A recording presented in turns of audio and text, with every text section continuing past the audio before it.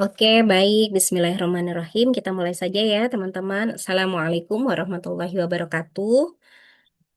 Selamat siang menjelang sore. Salam sejahtera untuk kita semua.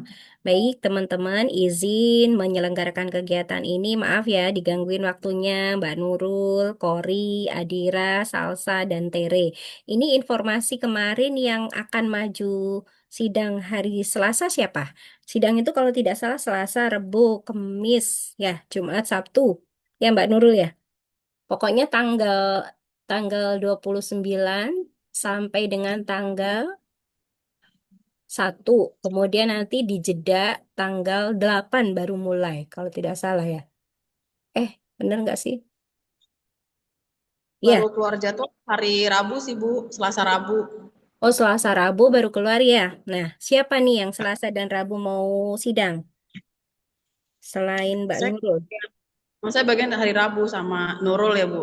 Iya, Nurul Fauziah ya. Nurul Fauziah, kalau tidak salah juga dia maju hari Rabu.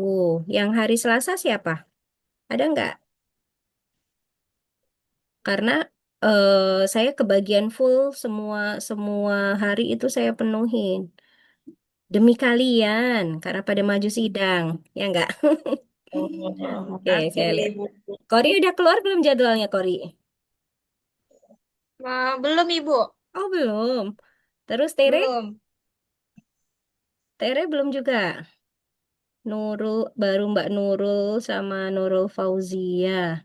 Oke, baik, nggak apa-apa deh. Ini kita seadanya dulu ya. Oke, kita mulai kegiatan kita dengan membaca basmalah. Bismillahirrohmanirrohim. Mudah-mudahan kegiatan kita hari ini minimal bisa bermanfaat dalam bentuk misalnya teman-teman jadi lebih tahu gambaran sidang itu seperti apa. Kemudian teman-teman juga lebih siap dalam menghadapi sidang insya Allah yang akan dilaksanakan per tanggal 28 sampai dengan tanggal 8 Agustus. Jadi selama 2 pekan itu Prodi Akuntansi ini akan menyelenggarakan sidang skripsi gitu ya. Karena kemarin informasi dari Pak Kaprodi sudah masuk 800 mahasiswa yang akan maju sidang. Jadi kemungkinan 2 pekan itu full kita lakukan sidang. Nah, jadi teman-teman saya ucapkan terima kasih dan apresiasi sekali buat teman-teman semuanya yang sudah sampai di titik ini.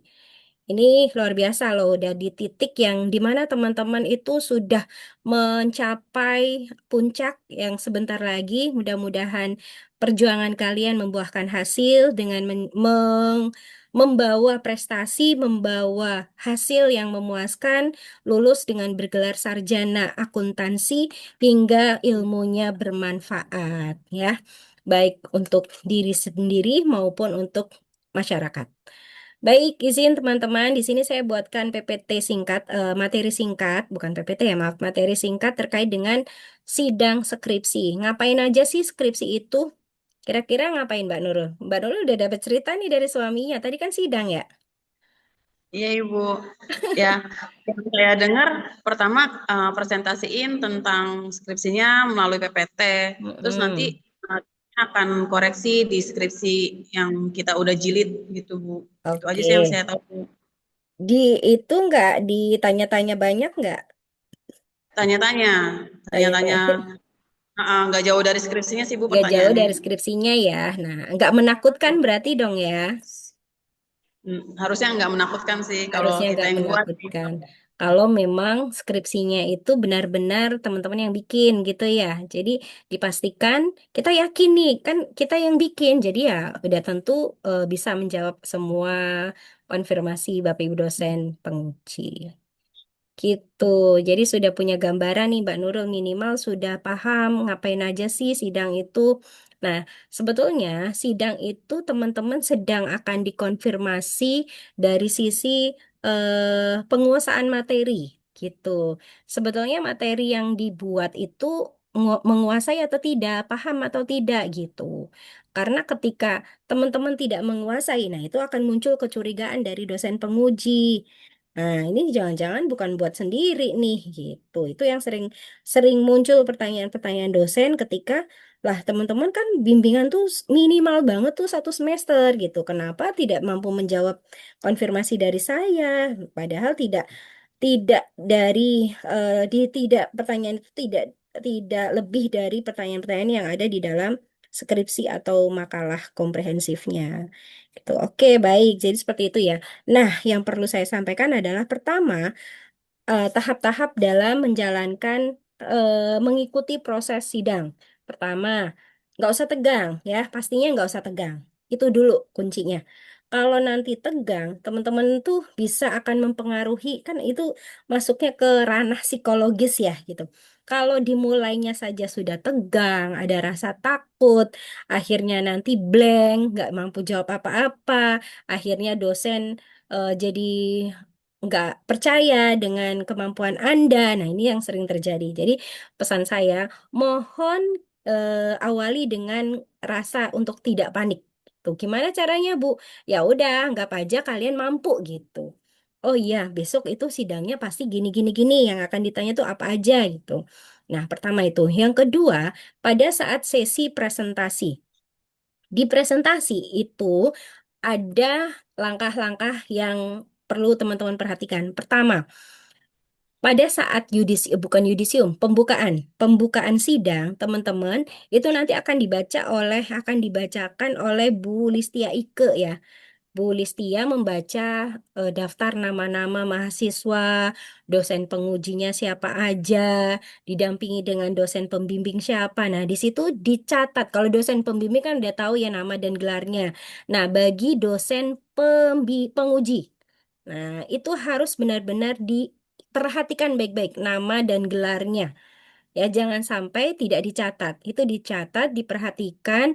Nah, fungsinya untuk apa? Untuk menyebutkan pada saat teman-teman nanti akan menyampaikan, akan menyapa pada saat teman-teman mau presentasi gitu. Misalnya, yang terhormat Bapak A, bla bla bla bla, itu harus detail dan hati-hati. Karena gelar itu sensitif ya, teman-teman bisa mempengaruhi perhatian dosen penguji atau dosen tersebut yang ketika disebut namanya misalnya ternyata gelarnya keliru atau salah gitu. Nggak fatal sih, enggak. Tapi setidaknya kita menghargai dosen dengan sapaan tersebut dengan tidak salah dalam menyebutkan nama dan gelar. Gitu. Validasi sistemmu ya, sistema ya belum bisa teman-teman. Itu karena sedang tahap maintenance. Maaf ya, ini ada pertanyaan juga di live TikTok saya. Mbak Nurul, saya nge-live ya, izin ya.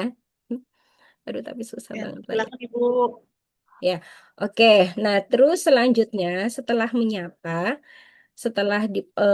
menyapa dosen pembimbing, penguji tadi lanjut dengan sampaikan tujuan Anda. Jadi pas presentasi kan salam, sapa, perkenalan, sampaikan tujuannya dengan durasi maksimal banget 10 menit, tapi kadang 7 menit cukup gitu. Jadi jangan sampai dihabisin tuh 10 menit, 10 menitnya disampaikan, nggak usah.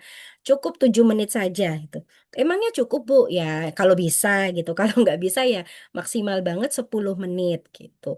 Terus setelah itu presentasikan. Nah, perhatikan pada saat presentasi, pasti simulasi sidang ya, Bu. Iya, pada saat presentasi mohon perhatikan pelafalan ya, pengucapannya atau textbook jangan sampai terlalu monoton textbook gitu. Melihat teksnya banget itu jangan. Minimal tadi makanya kuasai materi yang ada. Jangan sampai teman-teman nggak menguasai sehingga pada saat presentasi pun harus baca gitu, harus dengan acuan apa namanya buku gitu. Jangan ya. Kalau bisa pas presentasi benar-benar maksimalkan untuk bisa memahami materinya yang akan disampaikan.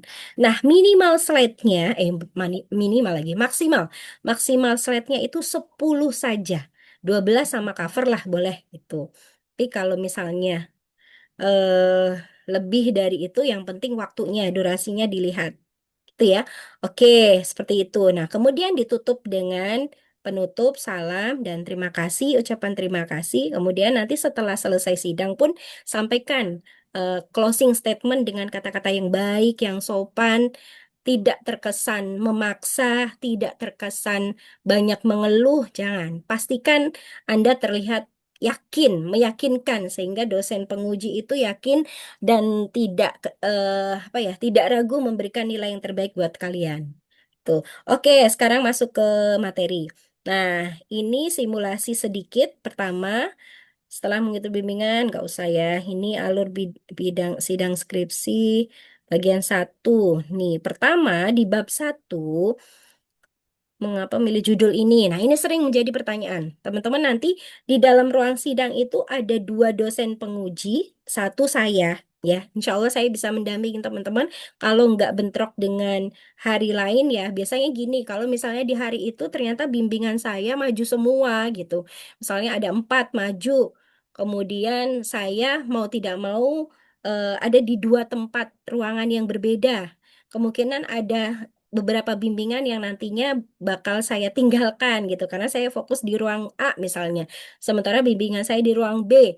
Nah, itu pernah terjadi seperti itu. Saking banyaknya bimbingan yang maju. Tapi kali ini sepertinya bisa dibagi sih. Kalau dari satu hari itu dua orang, kemungkinan bisa semuanya saya mendampingi teman-teman sidang gitu. Mudah-mudahan ya, doakan saya sehat, doakan saya juga bisa tetap selalu semangat membersamai teman-teman gitu. Oke, amin ya. Seperti ini teman-teman. Pertama, di bab satu, perhatikan. Di bab satu itu ada yang namanya latar belakang. Nah, latar belakang itu isinya bukan lagi definisi dan lain-lain, bukan lagi pengertian-pengertian. Kira-kira isi dari latar belakang apa coba Mbak Nurul? Latar belakang masalahnya ya Bu ya. Mm-mm. Di latar belakang itu Mbak Nurul isi skripsinya apa? Kalau saya tentang fenomena penghindaran pajak dari Betul, berita bohong. fenomena ya satu itu. Terus selain fenomena apa ini Mas? Ini Y pinter banget itu dia udah jawab fenomena. Fenomena betul. Selain fenomena apa Mbak Nurul? Biasanya riset gap ya. Riset gap betul. Ih pinter banget. Terus apa lagi? Eh, saya baru tahu itu aja Bu. Oke, Mohon koreksinya. riset gap, latar belakang. Nah, jadi karena ada fenomena, ada riset gap, nah di situ adalah alasan Mbak Nurul menyusun skripsi, gitu. Novelty, wah keren banget. Iya, ada novelty-nya juga. Novelty itu kebaruan ya, tapi kalau skripsi itu biasanya, eh, ya boleh sih ada novelty, malah bagus banget itu ya. Nah, jadi di dalam latar belakang itu Mbak Nurul sampaikan alasan kenapa sih saya memilih memilih judul tersebut. Nah, kan di awal awal latar belakang itu awal paragraf itu kita menyampaikan pentingnya variabel Y dulu gitu ya Mbak Nurul ya. Misalnya tentang tadi apa tax avoidance. Kemudian nanti Iya. ya kaitannya sama tax avoidance itu apa? Kemudian kenapa bisa sampai ada faktor-faktor penyebabnya apa gitu ya. Nah, itu di latar belakang. Jadi, mengapa memilih judul ini? Jawabnya, yang ingin dinilai adalah alasan akademik, alasan praktis, dan kebaruan penelitian. Tadi ada novelty tadi ya. Dari sudah azan lagi.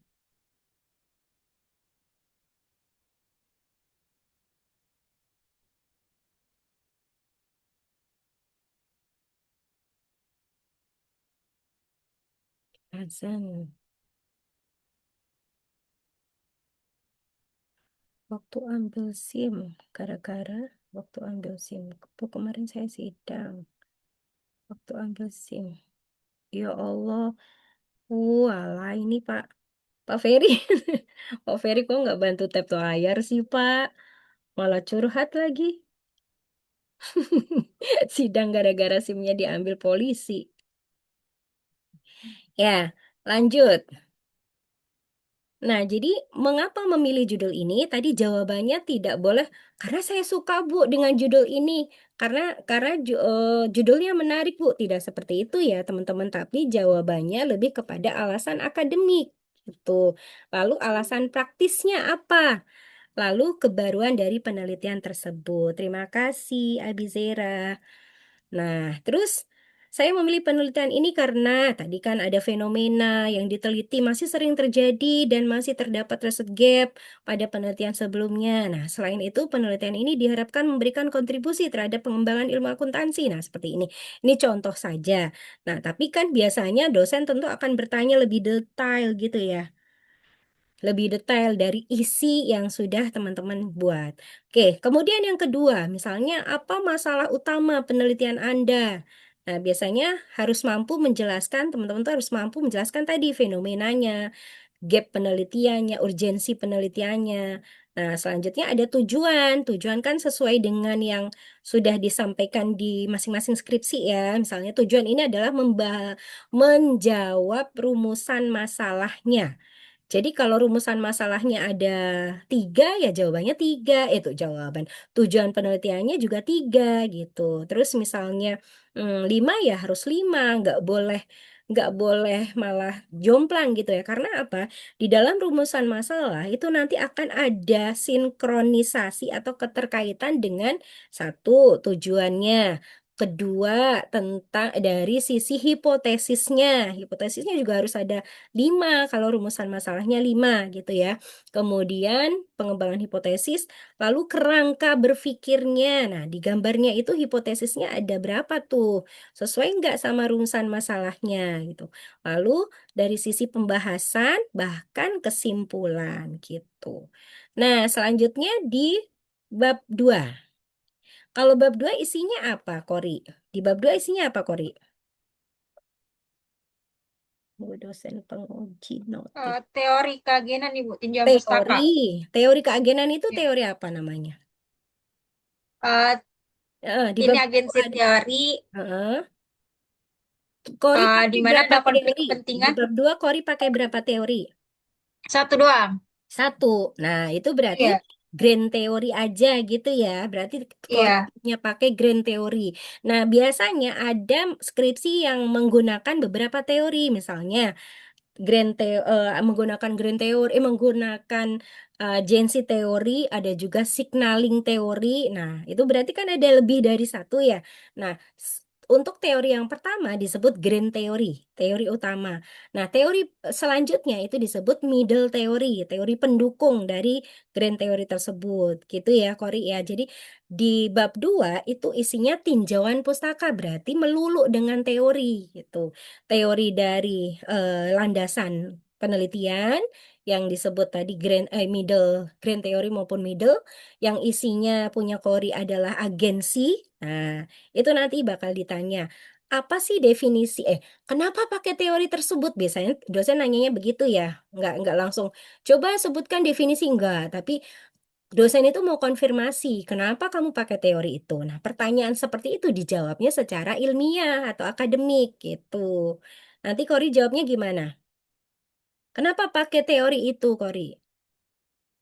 Karena ada konflik kepentingan antara pihak manajemen dan pemilik perusahaan yang yang Ayo, nggak siap ya. Jadi kalau ada pertanyaan rencana. seperti itu di bab 2, cara menjawabnya pertama, perasaan kemarin sudah ditanya deh. Saya dosen Unpam, Universitas Pamulang, Prodi Akuntansi, Soul Living. Masya Allah, suka ya? Di like-like dong, bantu like-like, tap-tap layar. Oke, jadi gini, ketika Kori dan semuanya ya, ketika dosen bertanya, kenapa pakai teori tersebut gitu? Apa keterkaitannya? Nah, Kori jawabnya tidak langsung karena bla bla bla tidak, tapi pertama definisinya dulu dari teori tersebut apa? Nah, apa tuh teori agensi? Kori jelasin. Sebelumnya izin menjawab misalnya, izin menjawab Bapak Ibu dosen penguji, eh, kenapa saya menggunakan teori ini? Pertama, dilihat dari definisi misalnya. Definisi teori agensi adalah bla bla bla bla, teori yang menjelaskan hubungan antara kedua belah pihak, misalnya gitu ya. Nah, kemudian teori tersebut kaitannya apa dengan variabel Y-nya Kori gitu. Nah, baru tuh di situ terjawab detail. Itu ya, Kori ya. Oke, terus di bab Dua tadi, mengapa penelitian ini penting? Apa manfaat ini masih bab satu sebetulnya ya? Karena manfaat ada di bab satu, novelty juga di bab satu. Landasan teori, selain landasan teori tadi ya, karena teori tersebut menjelaskan adanya konflik kepentingan. Oke, mengapa tidak menggunakan teori lain? Nah, gimana nih? Biasanya tadi sudah satu kesatuan dengan pertanyaan pertama gitu ya. Alasannya keterkaitannya dengan teori agensi dengan variabel Y-nya apa gitu. Nah, setelah itu masih di bab 2 nih. Di bab 2 nanti biasanya dosen akan bertanya masing-masing variabel. Jadi dari mulai definisi ya, definisinya apa, kemudian indikator yang digunakan pada saat menyusun atau mengolah data tersebut, sampai bahkan cara mengambil datanya bagaimana. Gitu, Kori. Jadi misalnya variabel Y-nya Kori apa tadi? Agresivitas pajak. Agresivitas pajak. Berarti nanti Kori sebutin, misalnya definisi agresivitas pajak apa? Terus indikator atau pengukurannya, rumusnya gitu boleh. Rumusnya apa? Kan pernah Ibu simulasi kan waktu kemarin terakhir ya, Kori ya? Ya. Iya, Bu. Nah, terus bukan rumus. Cara ngambil datanya bagaimana? Pertama, saya dari IDX ya, annual report yang di-download dari W apa namanya websitenya Bursa Efek gitu kan. Kemudian di situ ambilnya dari laporan keuangan di jenis laporan keuangannya apa misalnya atau misalnya di profil bagian profil annual report tersebut. Nah, itu harus disampaikan. Karena ketika kita tidak mampu menjawab pertanyaan tersebut, otomatis berarti ragu nih dosen. Ini sebetulnya yang nyusun, yang ngolah kamu bukan sih gitu. Jangan-jangan cuma ngejoki. Nah, nauzubillah jangan sampai disebut seperti itu, gitu ya. Karena kan secara ya kita bimbing sudah 6 bulan atau bahkan lebih. Masa ngolah data berkali-kali bahkan sampai sekian atau puluhan data nggak inget gitu kan? Mustahil gitu kan. Nah, itu dosen pasti akan mencurigai kemampuan atau sebetulnya ini penelitian kamu apa bukan gitu ya. Jadi pertama urutannya itu di bab 2. Nah, sesudahnya bisa jadi akan ditanya eh, kamu mengacu kepada penelitian siapa gitu. Ada nggak acuan khusus satu peneliti yang kamu jadikan acuan dalam penelitian kamu? Tuh. Cari satu jurnal yang benar-benar kamu jadikan acuan dalam penelitian kamu itu jurnalnya siapa, hasil jurnalnya dia bagaimana gitu. Oke, masih azan dulu ya.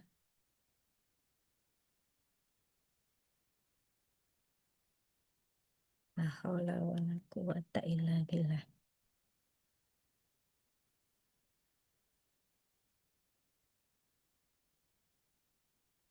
Lagi azan ya. Hmm. Umi, kalau saya menyadari ada kesalahan dalam skripsi, apa harus klarifikasi langsung saat mulai sidang? Tidak usah, nanti aja ketika ditanya. Kalaupun nanti ketemu kesalahan tersebut dan dosen bertanya, baru Anda bisa mampu mengklarifikasikan.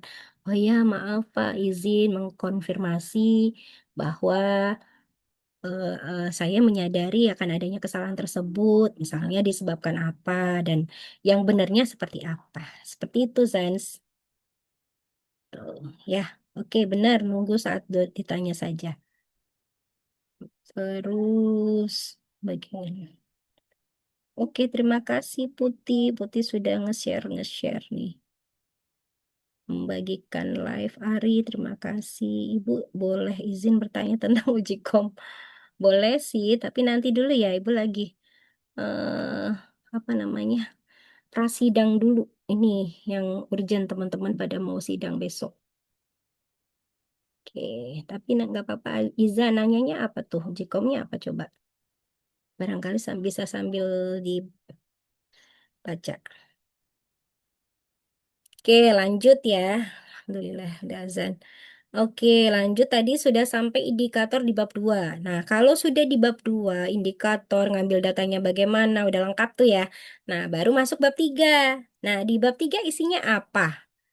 Adirama itu ya kompre ya, sebentar. Ini yang kompre nyimak aja dulu ya. Salsa tere, Mbak Nurul nih, Nurul Fauziah nih. Nurul, ayo dong Nurul, kamu lagi kerja nggak Nurul?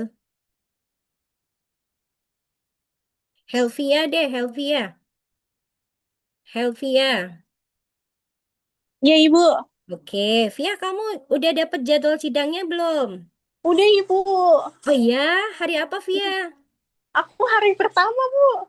Oh, Via hari Selasa. Masya Allah, udah siap dong. Hari ini harus prasidang dulu ya. Baik, Ibu. Mm-mm.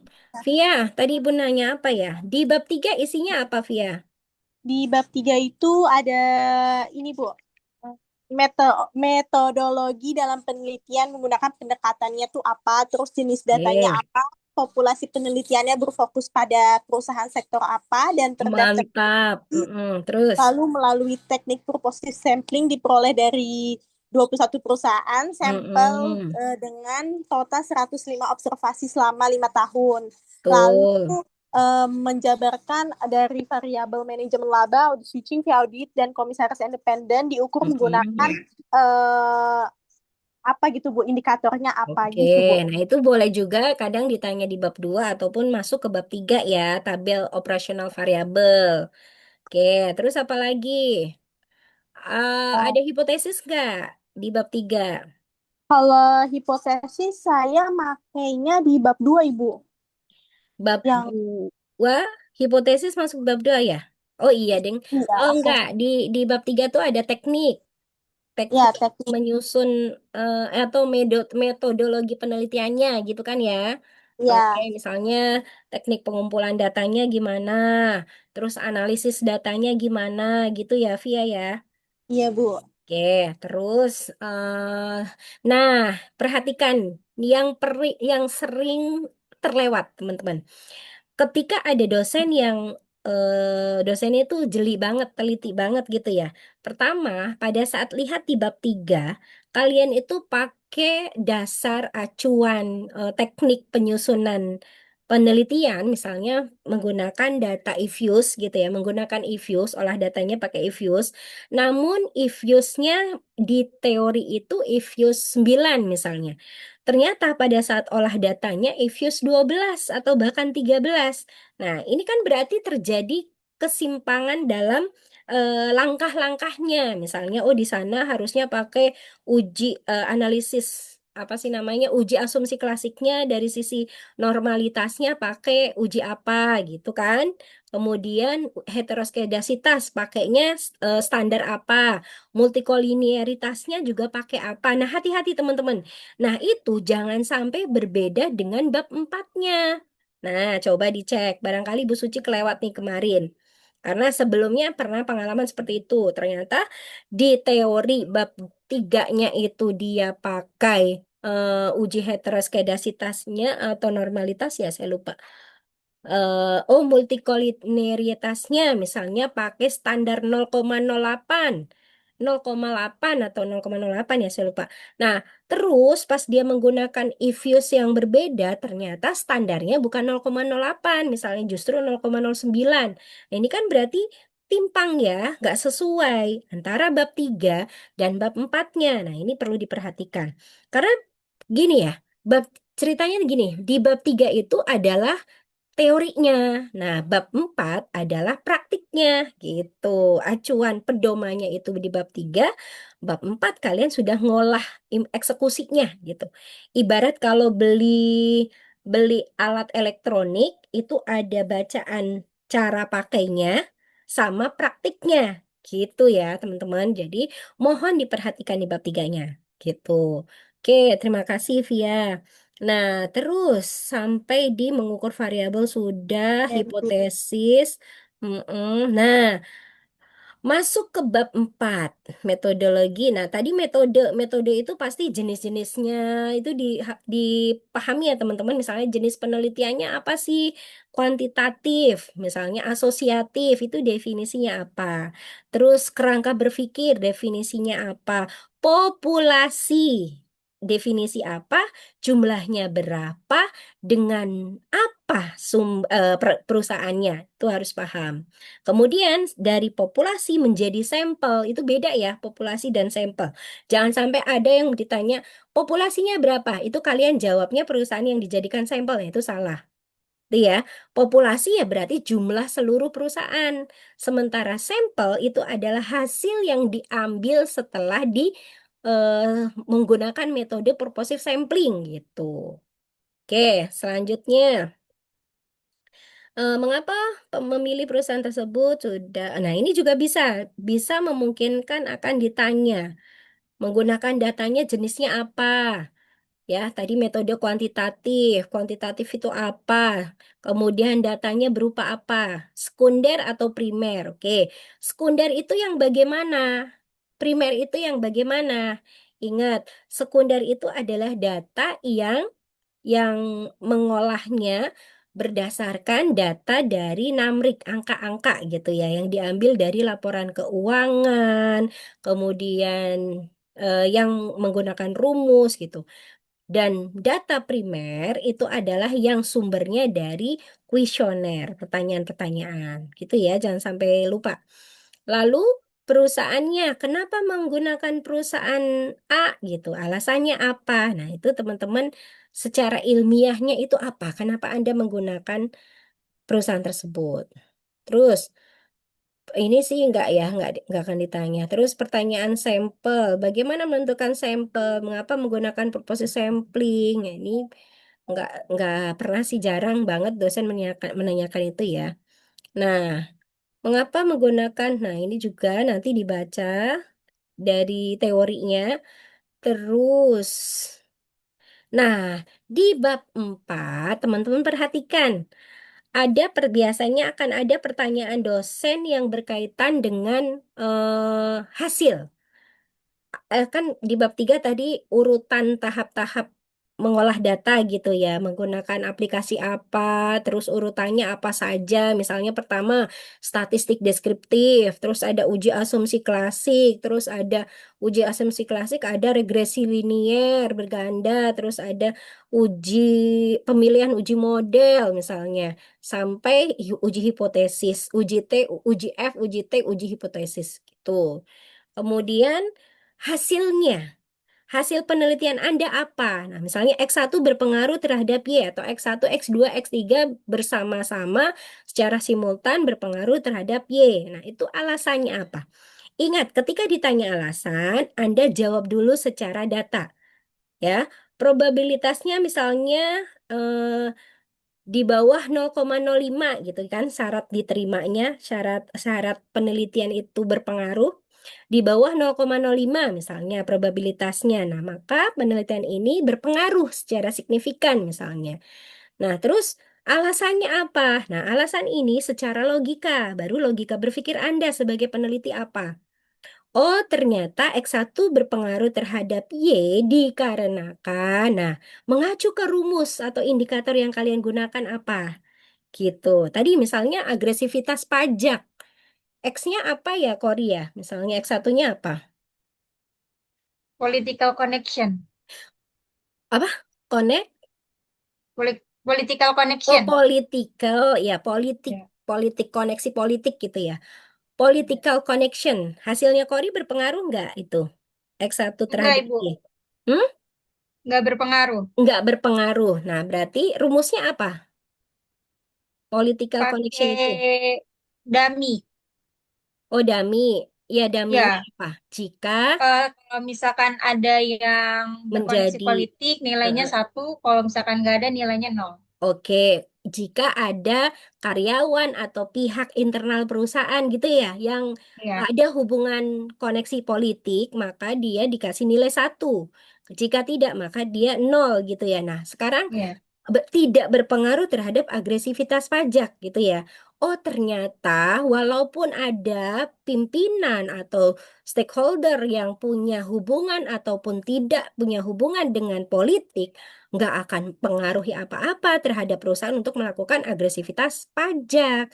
Bisa jadi agresivitas pajak itu mulai atau dipengaruhi oleh hal lainnya. Nah, bisa jadi kan gitu ya, Korea. Itu kalau dia tidak berpengaruh. Nah, sekarang alasan tidak berpengaruh sejalan nggak dengan teori yang Kori gunakan gitu. Misalnya tadi teorinya adalah agensi gitu.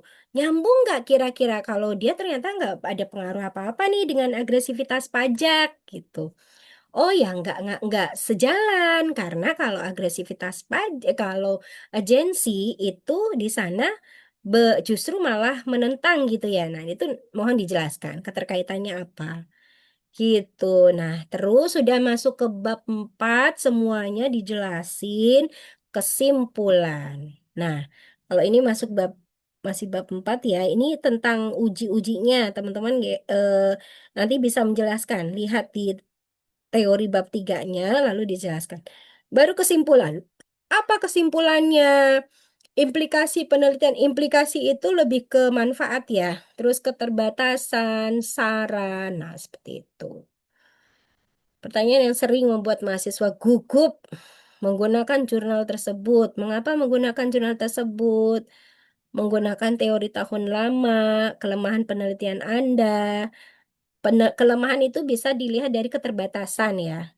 Penelitian ini diulang. Kalau penelitian diulang, apa yang akan Anda perbaiki? Apa kontribusi penelitian Anda? Ini manfaat juga sebetulnya. Oke. Nah, selain pertanyaan-pertanyaan yang berkaitan dengan skripsi, biasanya akan ada pertanyaan di luar skripsi. Contohnya apa? Misalnya, berkaitan dengan dasar-dasar akuntansinya, gitu ya. Bahkan misalnya akan ditanya semudah itu, misalnya siklus akuntansi itu apa sih? Nah, teman-teman harus siapin tuh. Jenis laporan keuangan ada berapa sih? Terus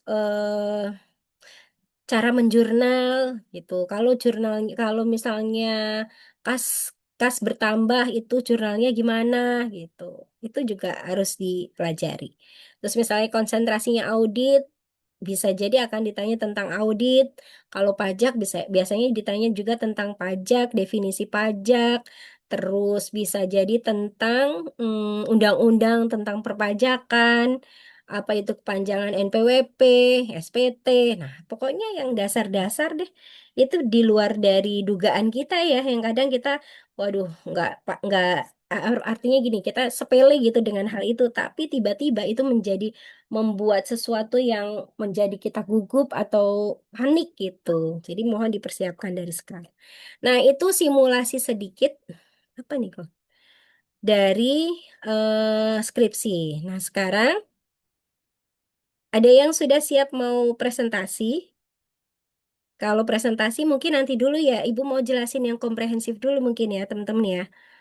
Nanti gini, kita kalau seandainya hari ini cukup sampai jam 5, nanti untuk yang lain saya masukkan ke room Zoom sendiri, breakout Zoom ya. Nah, yang akan presentasi sendirian di dalam ruangan tersebut gitu ya, teman-teman ya. Yang siap, yang siap akan presentasi, saya masukkan saya sediakan room Zoom untuk yang menunggu gitu. Jadi yang akan siap silakan silakan di sini saja. Mana caranya ya? Breakout room Zoom. Mendapatkan presiden choose room.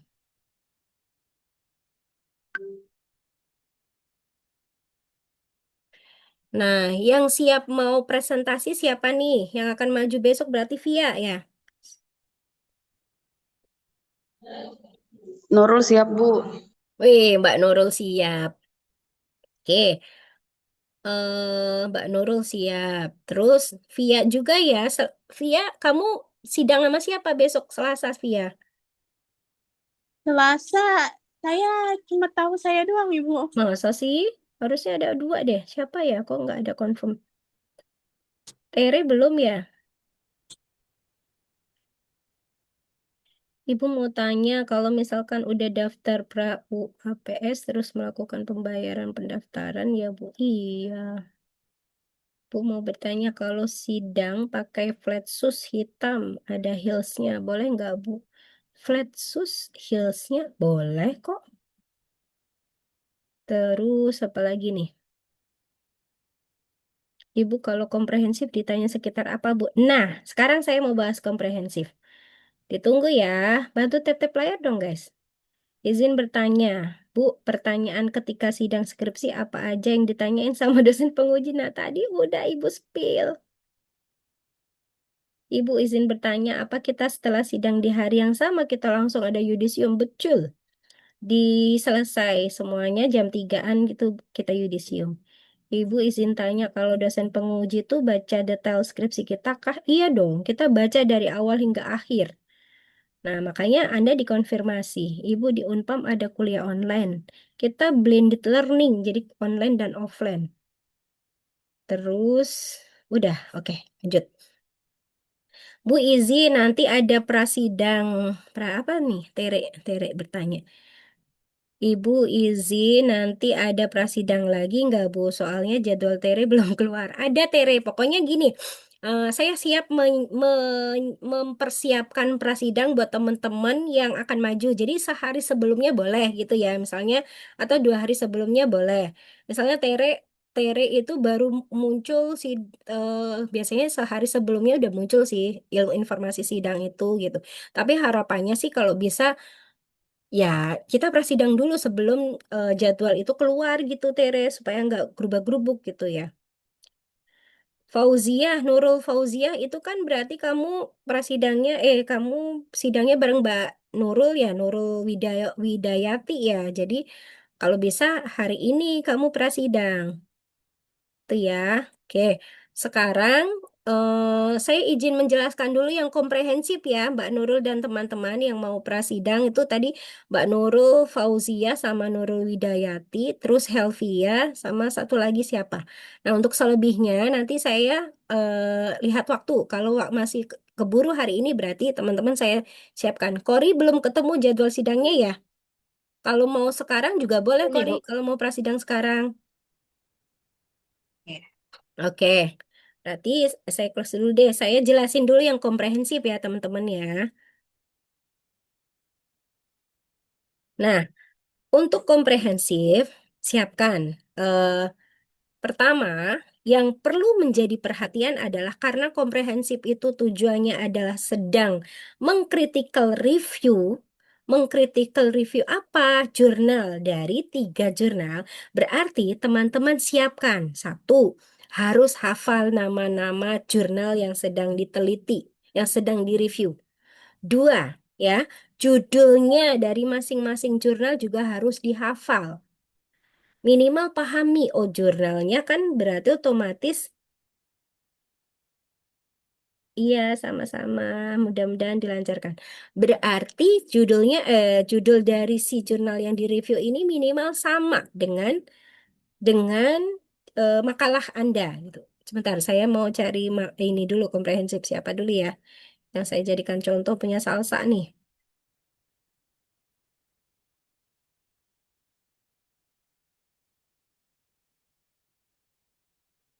Salsa, komprehensif salsa.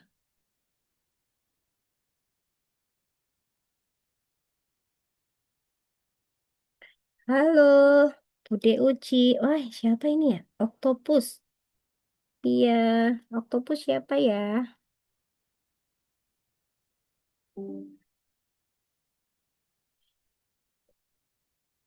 Uput, Uput.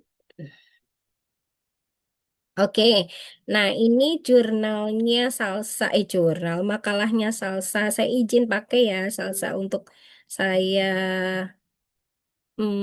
presentasikan ke teman-teman komprehensif. Nah, ini tadi yang bertanya tentang komprehensif, nih saya sedang bahas komprehensif ya. Nah, untuk simulasi sidang komprehensif itu seperti apa sih, Bu? Nah, teman-teman, ingat, komprehensif itu kan waktunya terbatas. Kemudian teman-teman diminta membuat eh, tidak meneliti, tapi sedang mereview. ya sedang mereview. Nah, apa sih yang direview? Yang direview adalah jurnal-jurnal dari peneliti sebelumnya. Contoh, di sini judulnya Salsa ini berat banget ya. Pengaruh RGEC, Risk Profile, Good Corporate Governance, Capital and Earnings terhadap Financial Distress. Kayaknya jangan punya salsa deh. Kayaknya nanti takutnya teman-teman terlalu berat.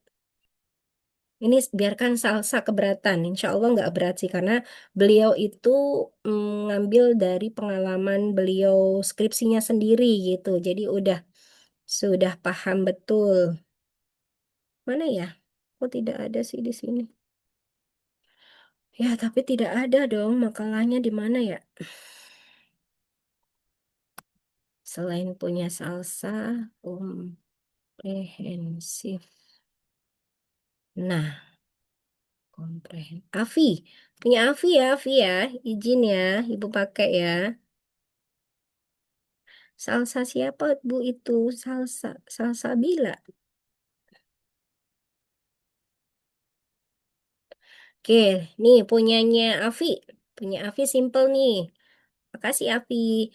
Nah, judulnya adalah pengaruh komisaris independen terhadap kualitas laba. Berarti tugas Afi adalah mencari tiga jurnal dengan judul yang minimal ada komisaris independen sama kualitas labanya. Gitu ya, Vi? Nah, pertama, perhatikan siapa jurnal apa saja jurnal yang Anda sedang review. Jurnalnya siapa saja? Oh, punyanya Puspitasari dengan judul apa? Oh, judulnya dia. Ini mana judulnya Afi? Nggak ada di sini. Nah, masing-masing harus tahu judulnya. Walaupun misalnya, oh ya komisaris, pastinya ada komisaris independen sama ada kualitas laba, Bu. Nah, tentu tidak. Kan nggak sama persis kan setiap jurnal yang Anda review. Nah, gitu ya. Pertama yang perlu diperhatikan adalah harus kenali siapa pemilik jurnalnya. Yang kedua, apa judulnya? Gitu ya. Nah, baru selanjutnya akan ditanya bab satu. Bab satu mirip dengan skripsi tadi, yang akan ditanya adalah apa alasan Anda memilih judul tersebut, misalnya.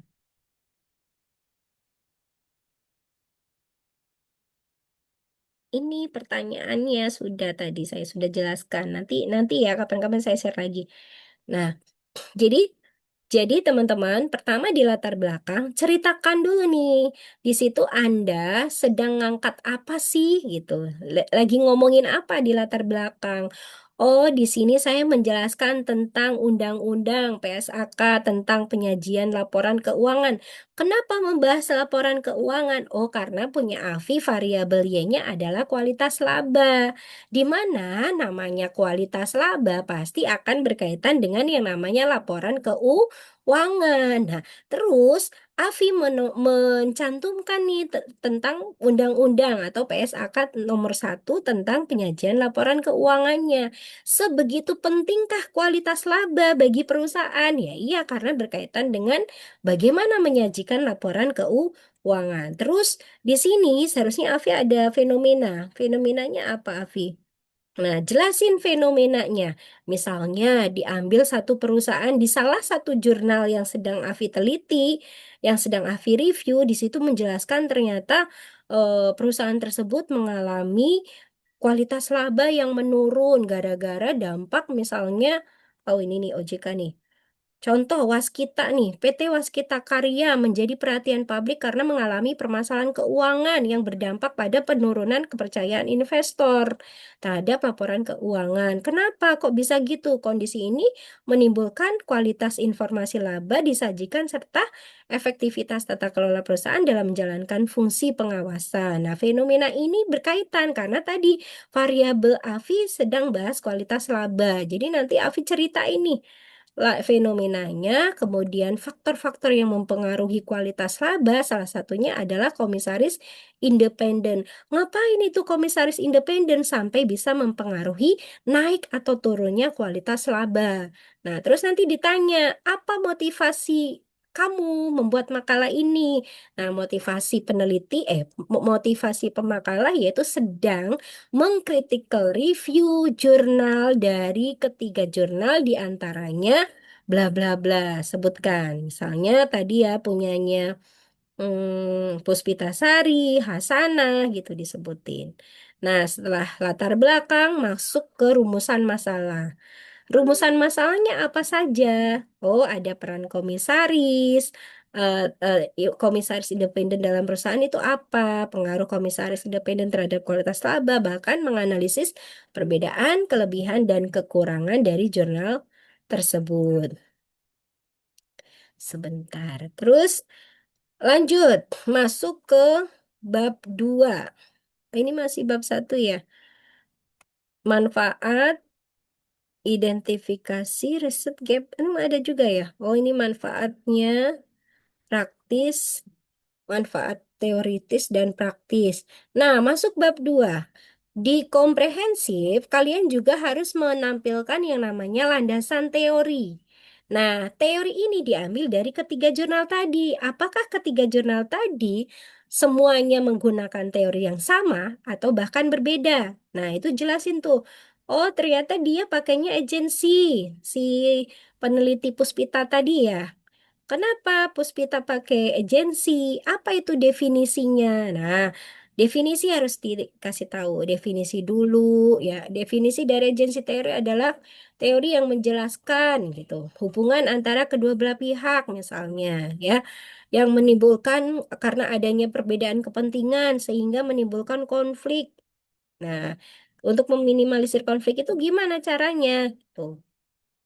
Nah, selanjutnya, setelah bicara landasan teori, kemudian rumus dari masing-masing variabel yang sedang di-review.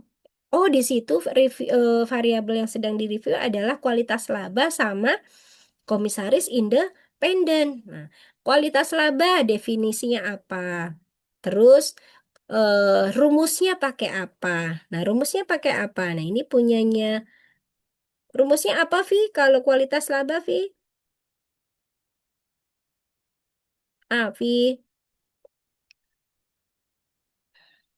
Vi tidur ya? Oke, jadi nanti masing-masing variabel rumusnya dijelaskan. Oh, kualitas laba definisinya apa? Rumusnya ini DA sama dengan TA min NDE. DA itu apa? Discretionary accrual. Apa itu discretionary accrual itu? Nah, bagian dari accrual yang dipengaruhi oleh kebijakan atau pertimbangan manajemen dalam penyusunan laporan keuangan. Ini maksudnya apa sih? Buat mengidentifikasi kemungkinan adanya praktik manajemen laba. Waalaikumsalam, Pramaditya. Gitu. Nah, terus komisaris independen. Definisinya apa? Kemudian indikator atau rumus yang dipakai untuk mengukur komisaris independen dari ketiga jurnal, apakah sama atau berbeda? Oh, di sini Afi menampilkan komisaris independen itu rumusnya jumlah komisaris independen dibagi total anggota Dewan Komisaris dikali 100%. Rasio. Rasio dari jumlah sama anggota Dewan Komisarisnya. Nah, berarti ini indikator dari mengukur komisaris independen. Lalu akan ditanya, apa sih metode yang dipakai dalam menyusun makalah ini? Nah, Afi jelasin nggak? Wow, di sini Afi nggak jelasin metode critical review ya. Jadi gini teman-teman yang komprehensif, menjelaskan metode itu ada dua. Metode dari kita sendiri penyusun makalah itu metodenya critical review atau literatur review. Sementara metode analisis yang digunakan dalam ketiga jurnal tersebut itu beda lagi. Nah, nanti disebutin. Oh, si Puspitasari pakai metode misalnya tadi ada metode, halo, ada metodenya kok kok Afi nggak sebutin sih teknik pengumpulan data sama analisis data ini adanya analisis data doang. teknik pengumpulan datanya itu apa? Misalnya dengan studi literatur, dokumentasi, ya kan? Download dari misalnya laporan keuangan di annual report atau IDX. Nah, itu harusnya ada nih, Afi. Kok kelewat ya? Nah, setelah metode analisis, masuk ke bab 3 objek analisis. Nah, objek analisis isinya apa? Objeknya itu misalnya perusahaannya, perusahaan apa? Ya, halo, Daily. Selain perusahaannya apa, Afi juga jelasin populasinya ada berapa. Samplingnya itu dia berapa. Dia mengukur sampling menggunakan kriteria apa gitu. Di jurnal ada atau tidak, paparkan di sini. Nah, kalau sudah masuk ke hasil. Nah, hasil analisis itu isinya data atau angka-angka dari uji T-nya dari si jurnal. Sementara di bab 3, bab akhir tuh bab berapa? Bab 4 ya. Ini kan masih analisis tuh. Oh, ini perbedaan dan kelebihan dan kekurangannya. Mana ya? Nah, di bab 4 pembahasan. Mana sih pembahasan, Afi? Harusnya ada pembahasan. Nah, di bab 4 pembahasan itu jelasin secara logika berpikir, kemudian keterkaitan dengan, loh, ini kan analisis. Nah, ini dia. Pembahasan itu isinya tentang keterkaitan dengan teori, hasil dari data tersebut sama logika berpikir si penelitinya, bukan kita ya, logika kan kita nge-review jurnal gitu. Jadi bukan kita yang me, apa apa namanya logika berpikirnya dari si peneliti. Tuh ini dipaparkan di sini. Ini Afi dibaca ya dan dipahami ya, Afi. Nah, udah deh kesimpulan. Begitu selesai. Nah, akan sama dengan skripsi. Teman-teman juga nanti akan ditanya tentang apa tadi? Di luar isi skripsi. Dasar-dasar akuntansinya itu disiapkan. Berkaitan dengan pajak, audit, akuntansi, keuangan, dan lain sebagainya. Oke, cukup untuk penjelasan dari saya terkait dengan simulasi skripsi dan komprehensif. Nah, sekarang saya persilakan teman-teman yang mau presentasi duluan. Yang lain saya masukkan break room atau mau live dulu. Pertama saya minta yang mau maju sidang besok. Atau yang lain boleh keluar juga boleh. Maksudnya saya mau fokus yang mau sidang besok saja. Atau mau buka pertanyaan dulu boleh deh. Pertanyaan Nggak dulu. boleh didengarin, Bu. Ini Jarwan siapa ya? Fajar, Bu, Fajar. Alah Mas Fajar. Mas Fajar kamu tanggal berapa Mas sidangnya? Belum keluar, Bu. Nama Oh, saya belum muncul di belum slide. muncul. Oke. Nanti kalau sudah muncul berkabar aja ya. Mau prasidang secara offline boleh, mau online juga boleh. Kalian yang mau menyediakan room Zoom-nya juga boleh. Itu ya, saya available insya Allah. Oke, Tapi oke, siap, Bu. paling sore atau malam karena kan ini sidang lagi berturut-turut ya dari tanggal 28 kemungkinan nanti sampai tanggal 8 Agustus. Hmm. Nah, ada pertanyaan tidak teman-teman? Mas Fajar mau bertanya? Atau Mas Olik? Bener tadi saya ketinggalan, Bu, gara-gara jaringannya hilang. Oh gitu, nanti ini ada Online recordingnya kok. konferensi. Nanti saya share recordingnya. Siap, Bu, siap. Hmm. Oke, kalau begitu, jika tidak ada pertanyaan, saya minta nama-nama yang akan maju sidang besok antara Selasa dan Rabu untuk stay di sini, yang lain boleh left. Ya, ada Nurul Widayati, ada Nurul Fauzia, ada Helvia. Satu lagi siapa, teman-teman? Kori boleh mau kalau mau presentasi sekarang. PPT-nya harus sudah siap ya. Sudah siap belum, teman-teman? Sudah Bu, saya share by WA ke Ibu ya Bu. Saya soalnya pakai Boleh. handphone. Silakan, boleh Mbak Nurul. Ibu kalau hasil analisis nggak dikasih angka, cuman berpengaruh, apakah boleh? Nggak boleh dong, Neng. Ini apa maksudnya? Vita, yang nggak dikasih angka itu di mananya? Ini kamu kompre ya? Kompre atau bukan? Vita. Vita. Oh iya, kompre. Oh, di Vita nggak menampilkan hasil analisis. Nah, sebetulnya hasil analisis ya isi data ya. Kalau nggak menampilkan, Vita persiapkan saja bawa jurnal yang di print. Oh iya, persiapan nanti yang harus hard file apa saja ya teman-teman. Satu, bawa kalau yang komprehensif, bawa jurnal yang sedang direview di print ya. Terus selain jurnal, yang di print apa aja ya? Udah sih jurnal aja kalau yang komprehensif ya.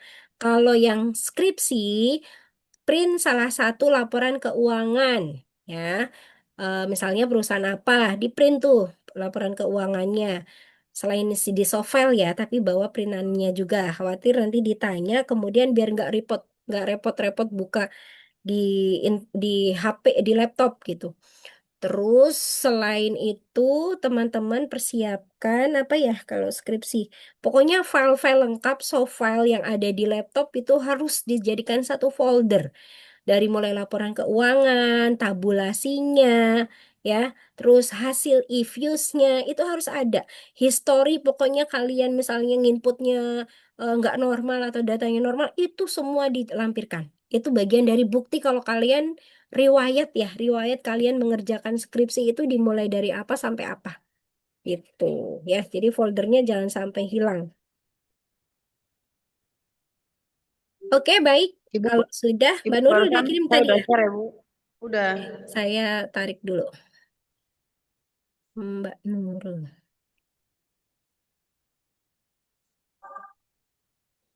Oke, sektor makanan dan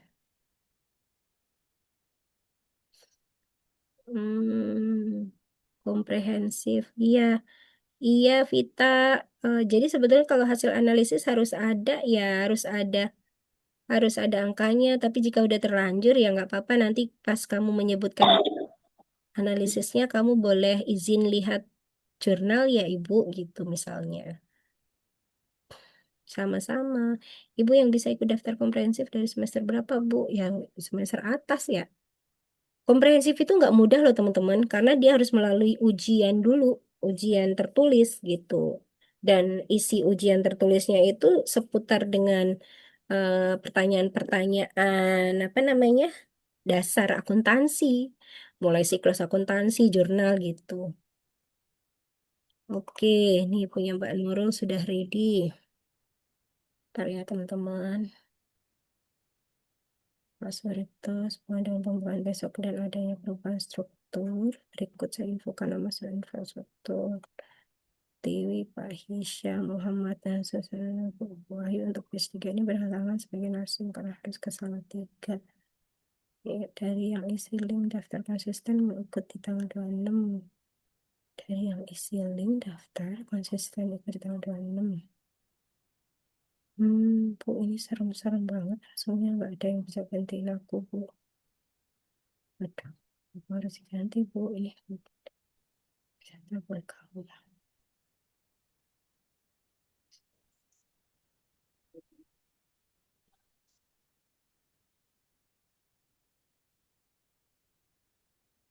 Hmm. Bentar, bentar ya Mbak Nur, saya baca WA dulu. Aduh, aduh, aduh, ternyata banyak. Kalau pakai sektor makanan dan minuman aja boleh nih. Boleh, Bu Endah. Bu- Boleh, Bu Endah. Itu subsektor ya. Sektor namanya.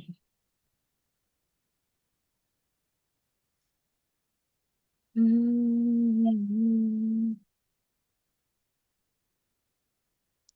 Oh, Helvia juga udah kirim. Saya downloadin aja dulu deh. Saya buka biar bisa langsung dipresentasikan.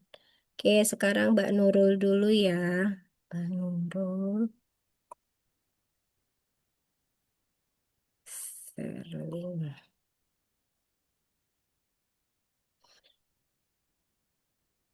Oke, ada berapa slide ini Mbak Nurul? Udah kelihatan belum? Kelihatan, Bu, kurang lebih 15, tapi sama cover. Ih, Jadi banyak. kurang lebih 13. Banyaknya. Coba nanti durasi ya. Presentasi maksimal 10 menit, minimal 7 menit. Coba, yuk mulai Mbak Nurul. Ya, Bismillahirrahmanirrahim. Assalamualaikum warahmatullahi wabarakatuh. Waalaikumsalam warahmatullahi wabarakatuh. Yang saya hormati Ibu dosen pembimbing, Ibu Suciati Muhanifa, SE, MM, MAK. Tunggu, stop, Terima kasih. stop. Stop Mbak Nurul, saya lupa menyampaikan.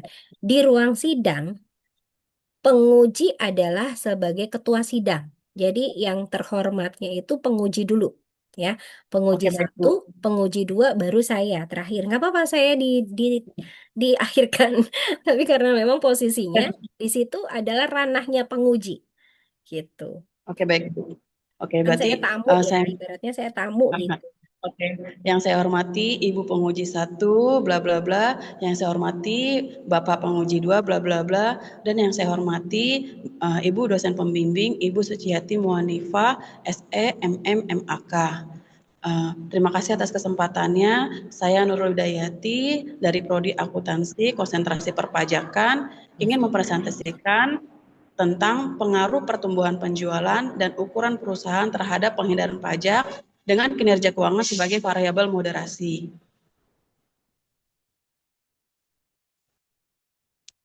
Ibu maaf, next slide bentar ya Bu, saya baca.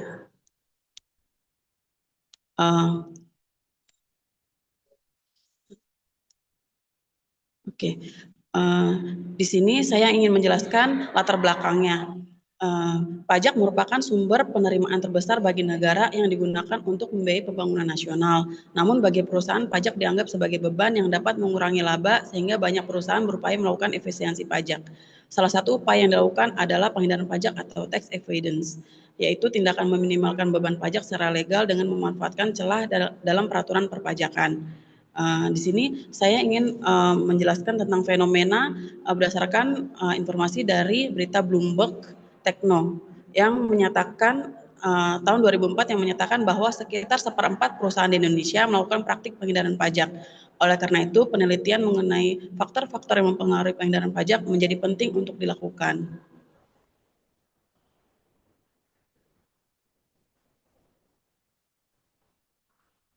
Kemudian rumusan masalah yang ingin saya kemukakan, pertama, apakah pertumbuhan penjualan dan ukuran perusahaan secara simultan berpengaruh terhadap penghindaran pajak? Kedua, apakah pertumbuhan penjualan berpengaruh terhadap penghindaran pajak? Ketiga, apakah ukuran perusahaan berpengaruh terhadap penghindaran pajak? Keempat, apakah kinerja keuangan memoderasi pengaruh pertumbuhan penjualan terhadap penghindaran pajak? Kelima, apakah kinerja keuangan memoderasi pengaruh ukuran perusahaan terhadap penghindaran pajak? Saya ingin menjelaskan juga tentang tujuan penelitian. Pertama, untuk mengetahui apakah pertumbuhan penjualan dan ukuran perusahaan secara simultan berpengaruh terhadap penghindaran pajak. Kedua, untuk mendeskripsikan apakah pertumbuhan penjualan berpengaruh terhadap penghindaran pajak. Ketiga, untuk mengukur apakah ukuran perusahaan berpengaruh terhadap penghindaran pajak. Keempat, untuk mengetahui apakah kinerja keuangan memoderasi pengaruh pertumbuhan penjualan terhadap penghindaran pajak. Kelima, untuk mengetahui apakah kinerja keuangan memoderasi pengaruh ukuran perusahaan terhadap penghindaran pajak. Kemudian saya ingin menjelaskan tentang tinjauan pustaka. Di sini saya menggunakan teori agensi yang diperkenalkan oleh Jensen dan McLean tahun 1976. Teori ini menjelaskan adanya perbedaan kepentingan antara prinsipal atau pemilik perusahaan dengan manajemen atau agent. Dalam konteks penghindaran pajak, manajemen cenderung berupaya menekan beban pajak melalui tax planning yang dapat menimbulkan konflik kepentingan dengan pemegang saham karena berpotensi mengurangi transparansi dan pengambilan keputusan investasi. Di sini saya ingin mendeskripsikan tentang kerangka berpikir. Pertumbuhan penjualan, ukuran penjualan perusahaan itu secara simultan hipotesisnya berpengaruh terhadap penghindaran pajak. Hipotesis kedua yaitu pertumbuhan penjualan apakah berpengaruh terhadap penghindaran pajak. Ketiga, ukuran perusahaan apakah berpengaruh terhadap penghindaran pajak. Keempat, apakah kinerja keuangan dapat memoderasi hubungan antara pertumbuhan penjualan terhadap penghindaran pajak. Kelima, apakah kinerja keuangan dapat memoderasi ukuran perusahaan terhadap penghindaran pajak. Kemudian indikator rumus variabel yang saya gunakan untuk penghindaran pajak, saya menggunakan rumus CETR. Rumusnya yaitu pembayaran pajak dibagi laba sebelum pajak.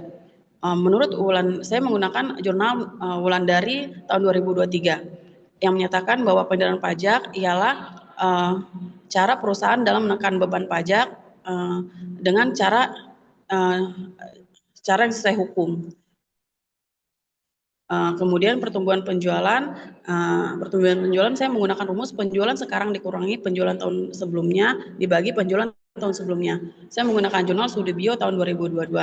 Menurut Sudibyo, pertumbuhan penjualan digunakan untuk mengukur indikator peningkatan perubahan penjualan dari periode satu ke periode berikutnya. Kemudian untuk ukuran perusahaan saya menggunakan rumus LN dalam kurung total aset. Di sini saya menggunakan jurnal dari Wulandari tahun 2023. Ukuran perusahaan menurut Wulandari ialah variabel yang digunakan untuk mengukur aset, untuk mengukur sumber daya yang dimiliki oleh perusahaan. Kinerja keuangan, di sini saya menggunakan rumus laba setelah pajak dibagi total aktiva. Menurut Hoirunisa tahun 2023, kinerja keuangan ini saya proyeksikan dengan rumus return on asset yang mengukur seberapa kemampuan perusahaan dalam menghasilkan laba. Kemudian di sini untuk metode penelitian saya menggunakan jenis penelitian mode kuantitatif dengan jenis penelitian asosiatif. Untuk tempat penelitian penelitiannya itu perusahaan yang tergabung dalam indeks LQ45 yang terdaftar di Bursa Efek Indonesia pada tahun 2020 sampai 2024. Penelitian ini menggunakan data sekunder yang diambil dari website resmi Bursa Efek Indonesia yaitu www.idx.co.id. Untuk populasinya, perusahaan yang tergabung dalam indeks LQ45 yang terdaftar di Bursa Efek Indonesia pada tahun 2020 sampai 2024 yang berjumlah 45 perusahaan. Untuk sampel, setelah melalui beberapa kriteria didapatkan 23 perusahaan dikali 5 tahun, jadi jumlahnya 115 sampel.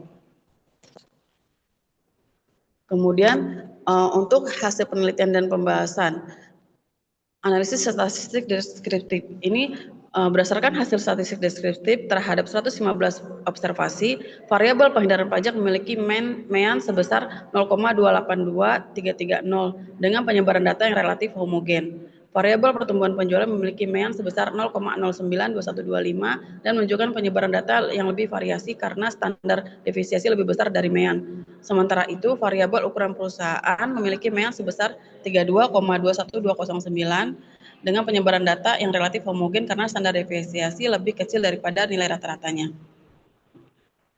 Untuk uji pemilihan model, uji Chow dapat dilihat di tabel, nilai probabilitasnya 0,00, di mana nilai 0,00 itu kurang dari 0,05 sehingga model yang terpilih ialah FEM.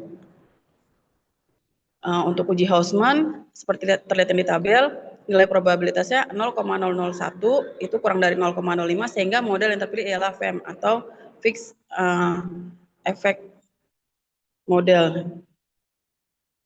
Uji asumsi klasik, di sini uji normalitasnya berdasarkan uji normalitas yang menggunakan Jarque-Bera diperoleh nilai probabilitas sebesar 0,00 di mana kurang dari 0,05 sehingga data tidak berdistribusi normal. Namun penelitian ini menggunakan 115 sampel, artinya lebih dari 30 sampel sehingga berdasarkan central limit theorem data dapat diasumsikan mendekati distribusi normal. Menurut Nazarudin dan Basuki 2016, pada sampel yang berjumlah lebih dari 30, asumsi normalitas tidak menjadi persyaratan yang terlalu ketat. Untuk uji multikolinearitas, nilai korelasi antara variabel pertumbuhan penjualan atau X1 dan ukuran perusahaan X2 sebesar 0,039, di mana itu kurang dari 0,90. Hasil tersebut mengindikasikan tidak terjadi multikolinearitas. Untuk uji heteroskedastisitas, seluruh variabel memiliki nilai probabilitas lebih dari 0,05 sehingga tidak terjadi heteroskedastisitas. Untuk uji autokorelasi dapat dilihat dari nilai Durbin-Watson 2,303/100 berada di antara -2 sampai +2, maka dapat disimpulkan tidak terjadi autokorelasi. Untuk uji statistik F, nilai probabilitas F statistik sebesar 0,000 kurang dari 0,05 menunjukkan bahwa variabel pertumbuhan penjualan dan ukuran perusahaan secara simultan berpengaruh signifikan terhadap penghindaran pajak. Uji statistik T, variabel pertumbuhan penjualan memiliki nilai probabilitas lebih dari 0,05, yaitu 0,8715, sehingga hipotesis 2 ditolak, artinya pertumbuhan penjualan tidak berpengaruh signifikan terhadap penghindaran pajak. Untuk variabel ukuran perusahaan memiliki nilai probabilitas sebesar 0,0013 atau kurang dari 0,05, sehingga hipotesis diterima, artinya ukuran perusahaan berpengaruh signifikan terhadap penghindaran pajak. Kemudian ada uji analisis regresi moderasi. Nilai probabilitas pertumbuhan penjualan dikali kinerja keuangan itu 0,1016, di mana itu lebih dari 0,05, sehingga hipotesis 4 ditolak. Kinerja keuangan tidak bermoderasi pengaruh pertumbuhan penjualan terhadap penghindaran pajak. Nilai probabilitas ukuran perusahaan dikali kinerja keuangan sama dengan 0,3644 atau lebih dari 0,05, sehingga hipotesis 5 ditolak. Kinerja keuangan tidak memoderasi pengaruh ukuran perusahaan terhadap penghindaran pajak. Terakhir, saya ingin membacakan tentang kesimpulannya. Pertama, pertumbuhan penjualan dan ukuran perusahaan secara simultan berpengaruh signifikan terhadap penghindaran pajak. Kedua, pertumbuhan penjualan tidak berpengaruh terhadap penghindaran pajak. Ketiga, ukuran perusahaan berpengaruh signifikan terhadap penghindaran pajak. Keempat, kinerja keuangan tidak mampu memoderasi pengaruh pertumbuhan penjualan terhadap penghindaran pajak. Kelima, kinerja keuangan tidak mampu memoderasi pengaruh ukuran perusahaan terhadap penghindaran pajak. Demikian presentasi dari saya. Atas kekurangannya mohon maaf. Assalamualaikum warahmatullahi wabarakatuh. Assalamualaikum warahmatullahi wabarakatuh. Berapa menit Mbak Nurul? Mbak Nurul. Berapa menit tadi teman-teman presentasi Mbak Nurul? Kayaknya lama ya, Bu.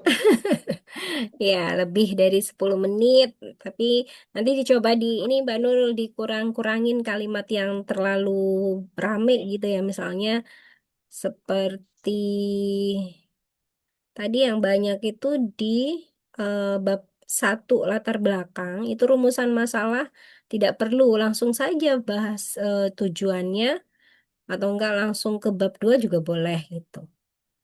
Itu ya. Oke, baik. Nah, sekarang saya coba simulasi tanya jawab ya. Oke, Mbak Nurul. Halo, Mbak Nurul. Mbak Nurul masih di Iya, mute. Bu. Oke. Handphonenya, maaf, termuter. Oh, loading. Nih, sekarang simulasi tanya jawab. Mbak Nurul, apa yang melatar belakangi Anda memilih judul tersebut? Yang melatar belakangi, tadi Bu dibahas di apa namanya fenomenanya. Jadi Hmm. menurut berita Bloomberg Technos tadi Stop, kan, stop. Gini, stop. Cara menjawabnya, upayakan tidak menggunakan seolah-olah Mbak Nurul tuh mau praktis gitu. Jadi misalnya gini, tadi kan Mbak Nurul menyebut, oh tadi Bu yang di slide misalnya kita nyebutin seperti itu, atau tadi Bu saya menjelaskan seperti yang saya tadi bilang, jangan. Langsung saja gini, tegas. Apa yang melatar belakangi Anda memilih judul tersebut?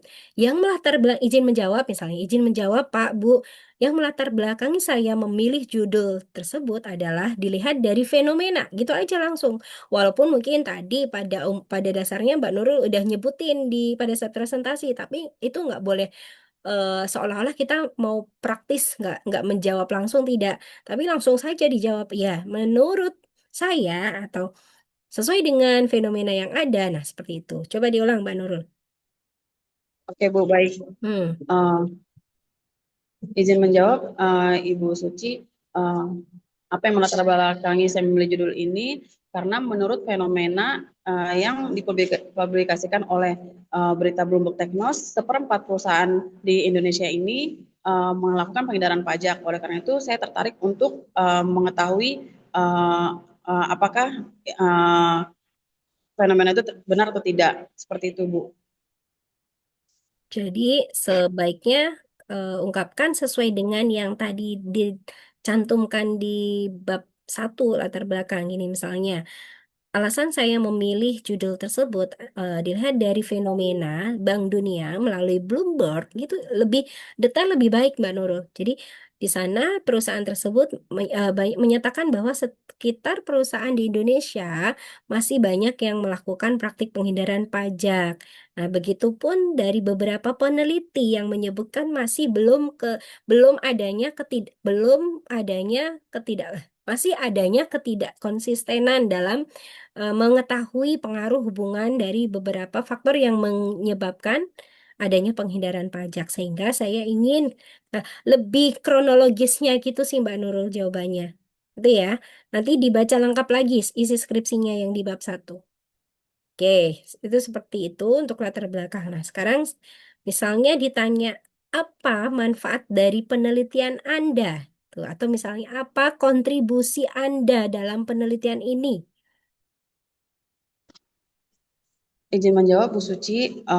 Manfaat penelitiannya antara lain untuk universitas menjadi literasi kampus dalam memilih judul yang sesuai dengan pengendaraan pajak. Kemudian kalau untuk penelitian selanjutnya menjadi dasar dalam penentuan faktor-faktor apa yang mempengaruhi pengendaraan pajak.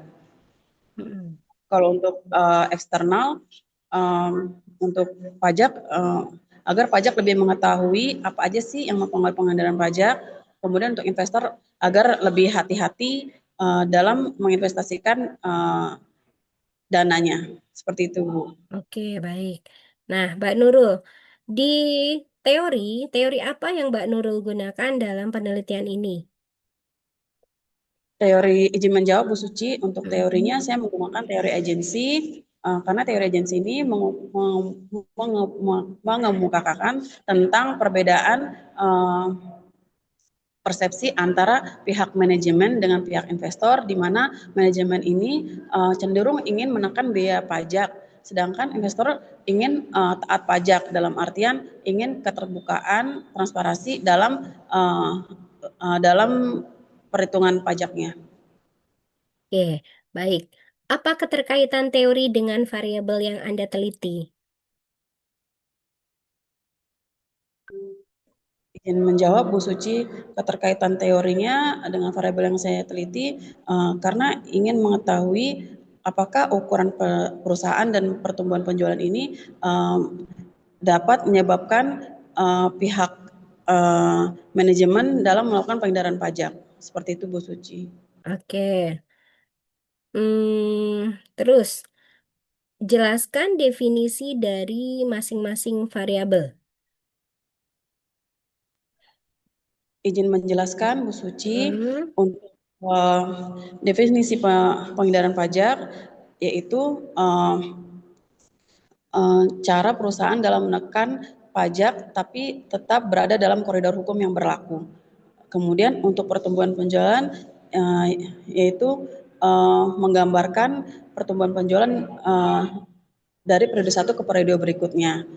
Kemudian untuk ukuran perusahaan itu untuk variabel yang digunakan untuk menggambarkan seberapa besar atau kecil sumber daya yang dimiliki oleh perusahaan. Kemudian untuk kinerja keuangan yang diproyeksikan oleh ROA atau return on asset, itu rasio yang digunakan untuk mengukur seberapa perusahaan dalam menghasilkan laba. Oke, penghindaran pajak, rumusnya apa, lalu diambil dari mana? Atau cara ngambil datanya gimana tuh? Penghindaran pajak, saya menggunakan rumus CETR, pembayaran pajak dibagi laba sebelum pajak. Untuk pembayaran pajak, saya mendapatkannya dari laporan arus kas.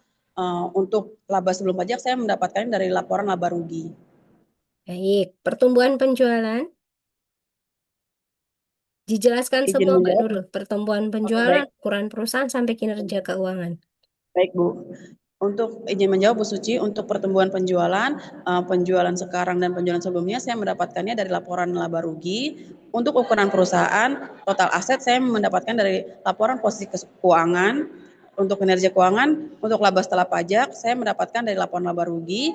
Untuk total aktiva itu saya mendapatkan dari laporan posisi keuangan. Demikian, Bu Suci. Oke, terus apa jenis penelitian Anda?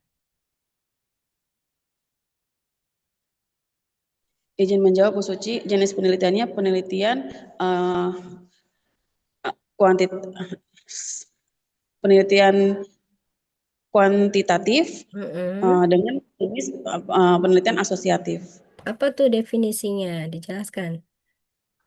Eh, Ibu maaf, saya perlu baca lagi untuk definisinya Bu. Baik, nanti dipelajari lagi ya untuk definisi. Kemudian populasinya apa dan berapa jumlahnya? Oke, untuk populasi yang saya gunakan dalam penelitian itu perusahaan yang tergabung dalam LQ45 selama 5 tahun periode dari tahun 2020 sampai 2024. Jumlahnya?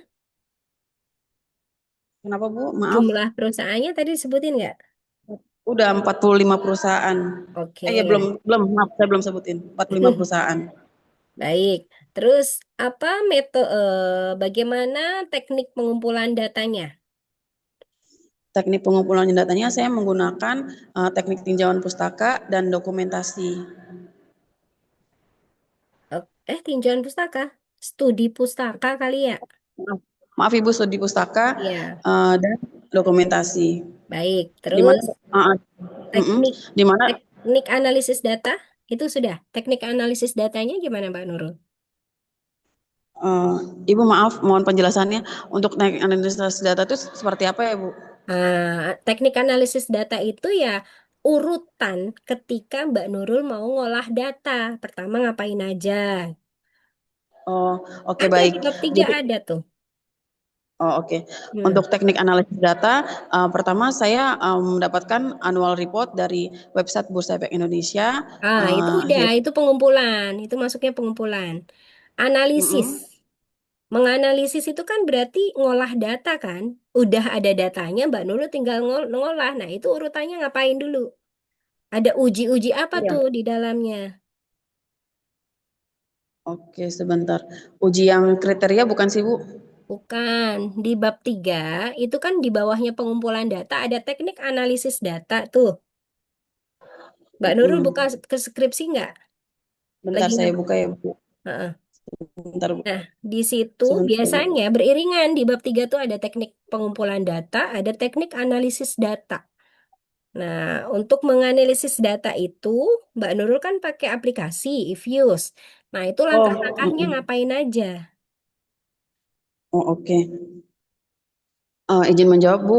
Untuk Mm-mm. teknik analisis datanya, saya menggunakan eFuse. Langkah pertama itu saya setelah mengumpulkan annual report dari IDX, website IDX, kemudian saya masukkan ke tabulasi data eh, dengan kriteria. eh, Disebutin nggak Bu kriterianya Bu, izin Nggak maaf usah, tanya. ini langsung analisis. Jadi ada uji apa di sana? Uji statistik deskriptif. Lanjut dengan uji apa itu loh, Mbak Nurul? Oke, oke siap Bu. Mm-mm. Iya, jadi teknik analisis datanya saya menggunakan EVIUS 13 yang dimulai dari uji normalitas, kemudian Langsung saya menggunakan normalitas. Uji statistik sebentar, dulu nggak? sebentar Bu, sebentar izin saya lihat dulu Mm-mm. statistik bentar. Oh ya oke, Iya kan? iya. Mm-mm.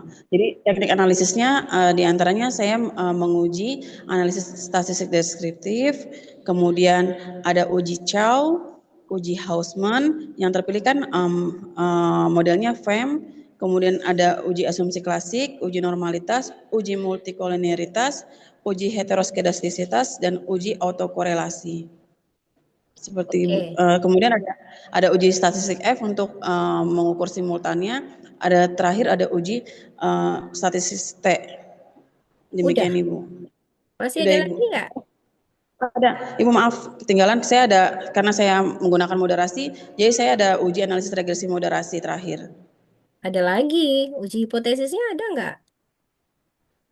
Bentar Bu. Uji hipotesis, uji R square, itu belum disebut. Ibu nanti saya lihat lagi ya Bu Ya, skripsinya. oke. Nah, sekarang gini. Tadi kan Mbak Nurul bilang yang diterima adalah FEM, model FEM ya? Iya. Mm-mm. eh kenapa dikatakan model FEM yang diterima? Karena tadi pada saat uji Chow dan uji eh, Hausman itu diketahui kedua model itu eh, cenderung menyatakan uji FEM yang cocok. Oke, iya, maksudnya kenapa dikatakan cocok? Apakah ada syarat harus berapa? Iya, ya, izin menjelaskan Bu, Mm, untuk uji Chow karena nilai probabilitasnya itu kurang dari 0,05, kemudian untuk uji Hausman-nya nilai probabilitasnya juga kurang dari 0,05. Nah, oke. Uji Chow itu untuk menguji apa dengan apa? Uji Chow di sini untuk menguji, bentar ya Bu. Mm-mm. Ibu maaf, pengetahuan saya kurang Bu, mohon dijelaskan Bu. Ya, Terima uji kasih. Chow itu kan untuk menguji model CHEM bersama FEM misalnya, ya kan? Uji Oh Hausman iya untuk Bu. menguji FEM dengan RAM dan seterusnya. Itu Mbak Nurul. Oke, baik. Itu Oke uji Bu. itu sih kemungkinan ditanya kecil ya. Biasanya akan mengkorek hasil penelitiannya. Apa hasil Oke baik Bu. penelitian Anda? Baik Bu, izin menjelaskan hasil Mm-mm. penelitian saya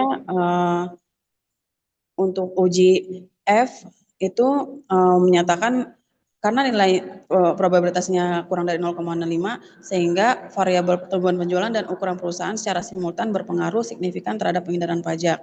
Mm-mm. Untuk uji parsialnya karena nilai pertumbuhan penjualan lebih dari 0,05 sehingga pertumbuhan penjualan tidak berpengaruh signifikan terhadap pengindaran pajak. Untuk uh, ukuran perusahaan karena nilainya kurang dari 0,05 sehingga ukuran perusahaan berpengaruh terhadap pengindaran pajak. Kemudian untuk regresi moderasi karena nilainya lebih dari 0,05 sehingga kinerja keuangan tidak memoderasi pengaruh pertumbuhan penjualan terhadap pengindaran pajak. Demikian untuk yang ukuran perusahaan karena nilainya lebih dari 0,05, jadi kinerja keuangan tidak memoderasi pengaruh ukuran perusahaan terhadap pengindaran pajak. Demikian Ibu. Sebentar, Mbak. Nah, kemudian tadi kan itu sudah hasil yang berpengaruh apa tadi Mbak Nurul? Variabel apa? Uh, Hasil yang berpengaruh simultan dan satunya lagi ukuran perusahaan. Ukuran perusahaan dikatakan berpengaruh. Apa alasannya? Iya, kalau berdasarkan data karena nilai probabilitasnya itu kurang dari 0,05 sehingga ukuran perusahaan berpengaruh terhadap pengindaran pajak. Demikian Ibu. Oke. Alasan secara logikanya apa? Nilai perusahaan ya tadi ya. Nilai perusahaan Oke. dikatakan berpengaruh terhadap penghindaran pajak. Kenapa tuh? Eh, karena semakin besar perusahaan, artinya dia mampu untuk membayar konsultan pajak, sehingga mereka mampu untuk dalam melakukan tax avoidance yang legal secara perundang-undangan. Dikatakan Demikian Ibu. perusahaan besar itu kenapa sih Mbak Nurul? Artinya di sini kan saya menggunakan rumus LN dalam kurung aset, artinya nilai asetnya besar Bu. Oke, Demikian berarti Ibu. ketika perusahaan asetnya besar, memungkinkan perusahaan untuk melakukan penghindaran pajak gitu. Iya Ibu. Oke, berarti kenapa sih kalau asetnya besar, perusahaan itu akan menghindari pajak? Itu alasannya apa? Uh, karena izin menjelaskan Ibu, uh, Hmm. karena semakin besar nilai perusahaan, di samping dia mampu untuk membayar konsultan pajak, dia juga ingin menekan beban pajak yang berefek. Hal ini kan sejalan dengan teori agensi Bu, yang dimana Hmm, pihak manajemen ingin menekan beban pajak yang berefek kepada uh, bonus dari pihak manajemen. Demikian Ibu. baik. Terus, eh tadi kan keterkaitannya apa? Ada nggak keterkaitannya dengan teori yang Mbak Nurul pakai? izin menjelaskan Ibu, untuk Hmm. keterkaitannya ada Bu, karena di teori agensi kan disinggung mengenai perbedaan persepsi antara pihak manajemen dengan investor, yang dimana manajemen ingin sekali menekan beban perusahaan dan investor ingin keterbukaan dalam laporan keuangannya. Jadi keterkaitannya untuk hasil ini artinya ukuran perusahaan berpengaruh terhadap pengendalian pajak, artinya ini sejalan dengan teori agensi Bu. Demikian Ibu. Baik, nanti lebih detail lagi ya Mbak Nurul, sejalan dengan teori agensi itu gini, agensi tadi kan adanya konflik ya. Nah, sementara di Mm-mm. sini benar akan muncul konflik nih kan, nilai tadi si pemegang saham tuh maunya biar tetap bayar pajak gitu ya. Sementara agen Iya Ibu. maunya menghindari bayar pajak. Maaf, maaf. Iya, Iya ya. Ibu. Si Iya Ibu. agen atau manajemen maunya menghindari pajak. Nah, sejalan nih sama penelitian saya Teori bahwa agensi. kalau asetnya Iya. meningkat, nilai perusahaan meningkat, ternyata perusahaan bahkan akan meminimalisir bayar pajak karena sayang gitu. Aduh, asetnya gede, akhirnya bayar pajaknya juga gede gitu ya. Nah, artinya Iya di Ibu. sini sejalan dengan teori. Kenapa? Karena teori tersebut menyebutkan bahwa adanya niat menghindari pajak dari sisi manajemen. Oke, baik Mbak Nurul, itu saja sih seputar pertanyaan-pertanyaan yang akan ditanya. Nah, barangkali banyak sedikit dari saya belum tentu sama persis dengan dosen yang mudah-mudahan sih sama ya, mudah-mudahan tidak jauh dari ini pertanyaan-pertanyaannya dan harapannya Mbak Nurul atau teman-teman yang lain yang akan maju sidang jangan sampai keselibet gitu dengan menjawab yang tidak yang meragukan sehingga dosen itu akan tambah ngorek-ngorek terus gitu. Jadi berikan keyakinan kepada Bapak Ibu penguji supaya hasil jawaban Anda itu dinyatakan valid. Jadi langsung di ACC untuk oh iya benar nih jawabannya gitu. Ya, kadang kan ada yang menjawabnya ragu sehingga dosen itu kayak pengen tahu detail gimana sih kok ini meragukan jawabannya. Nah, jangan sampai terjadi seperti itu. Nah, terus ditambah sekarang pertanyaan di luar skripsi. Mbak Nurul, coba jelaskan ke saya apa definisi dari pajak misalnya. Oke, baik Bu, izin menjawab, Bu Suci. Untuk pajak sendiri definisinya ialah iuran wajib yang ditetapkan pemerintah kepada rakyatnya. Demikian Ibu. Oke, baik cukup Mbak Nurul. Bismillah, semangat. Semoga ketemu dosen yang baik-baik, dosen yang penuh pengertian, Amin. tidak Amin. dipersulit, dimudahkan dalam menjawab soal, diberikan pemahaman yang baik, lancar lisannya, dan meyakinkan penguji sehingga lulus dengan predikat yang terbaik. Amin. Terima Amin. kasih Mbak Ya Nurul. Rabbal Cukup ya. Alamin. Ibu Hmm. sama-sama Ibu, makasih banyak Ibu. Ya, dipelajari lagi ya, lebih luas, lebih banyak. Tadi yang di skip-skip ya barangkali dibaca-baca saja dulu. Oke, baik. Selanjutnya siapa? Nurul Fauzia mau presentasi nggak? Oh, nggak ada orangnya. Kori mungkin? Kori belum. Helvia, Helvia dulu deh yang mau maju hari Selasa.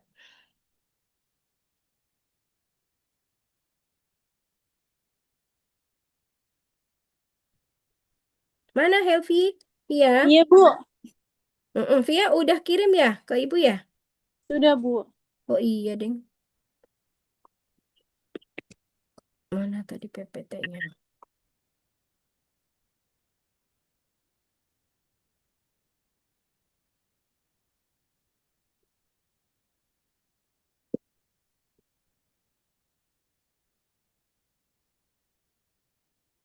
Nah, cantik kali presentasinya ini.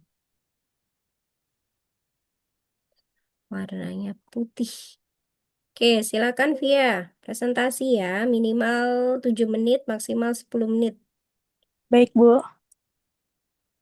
Saya mulai ya, Bu. Oke, boleh silakan.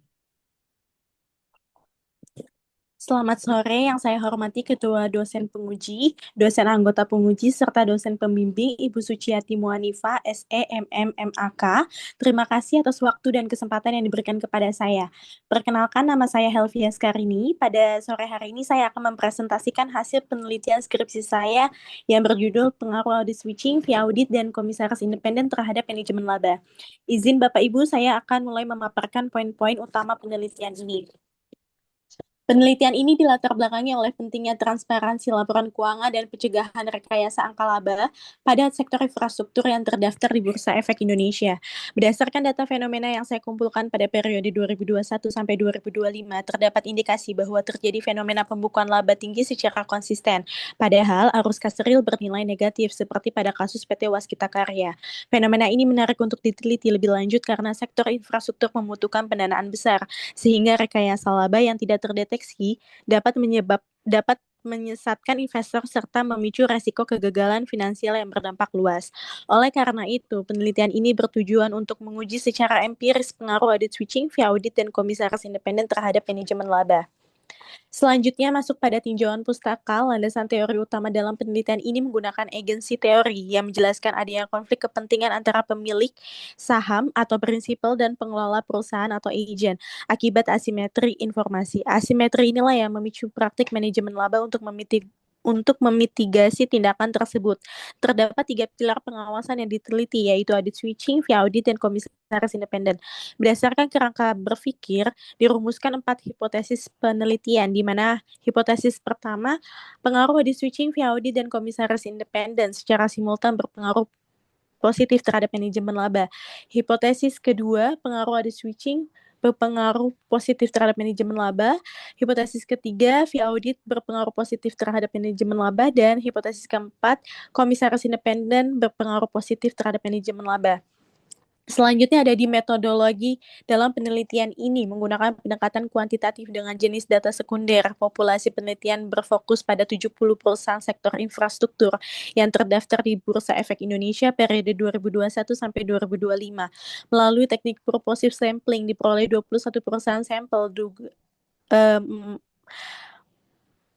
melalui teknik purposive sampling diperoleh 21 perusahaan sampel dengan total 105 observasi selama 5 tahun, di mana manajemen laba diukur menggunakan discretionary accrual dengan model modifikasi Jones, lalu audit switching diukur menggunakan variabel dummy, angka 1 jika melakukan pergantian KAP dan 0 jika tidak.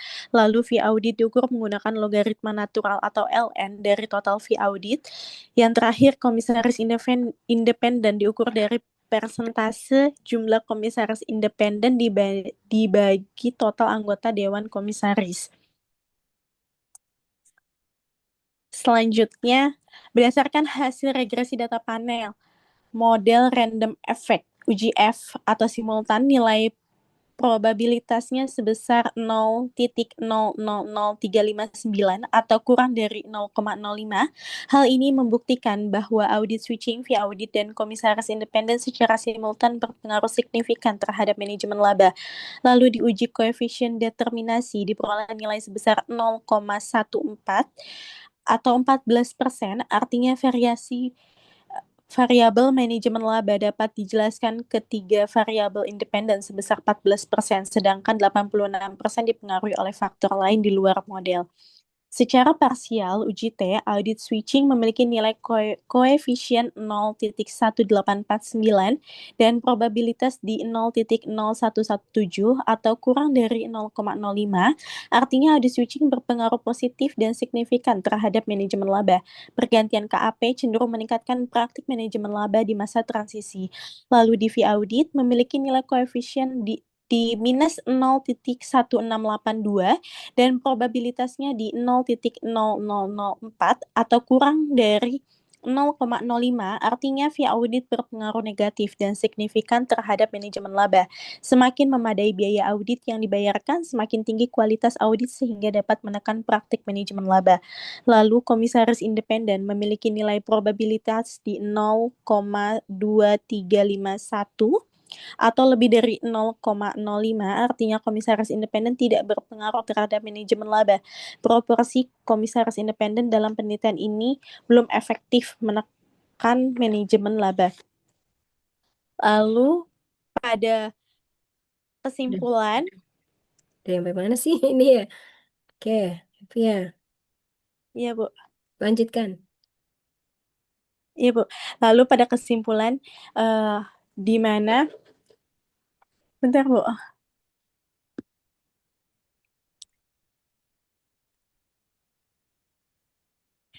di mana H1 pengaruh audit switching via audit dan komisaris independen berpengaruh secara simultan terhadap manajemen laba. Dan hipotesis kedua, pengaruh audit switching berpengaruh positif terhadap manajemen laba. Dan hipotesis ketiga, via audit berpengaruh negatif dan signifikan terhadap manajemen laba. Dan hipotesis keempat, ada komisaris independen tidak berpengaruh terhadap manajemen laba. Oke, sudah ya, cukup. Wih, Sudah, Ibu. presentasinya kayak itu loh, penyiar radio. Keren. Iya, dan waktunya juga pas. Baik, sekarang kita simulasi ya untuk pertanyaan. Pertanyaan pertama. Via, judulnya apa tadi? Pengaruh audit switching via audit dan komisaris independen terhadap manajemen laba. Oke, apa yang melatar belakangi kamu memilih judul tersebut? Latar belakang saya memilih judul tersebut karena fenomena kasus di sektor infrastruktur sama pentingnya fungsi pengawasan eksternal dan internal, lalu yang ketiga adanya ketidakkonsistenan hasil penelitian terdahulu. Oke, apa tujuan dari penelitian Anda? Tujuan dari penelitian saya, izin menjawab Ibu, tujuan dari penelitian saya untuk menganalisis pengaruh audit switching via audit dan komisaris independen secara simultan terhadap manajemen laba, lalu untuk menganalisis pengaruh audit switching terhadap manajemen laba, dan untuk menganalisis pengaruh fee audit terhadap manajemen laba, serta untuk menganalisis pengaruh komisaris independen terhadap manajemen laba.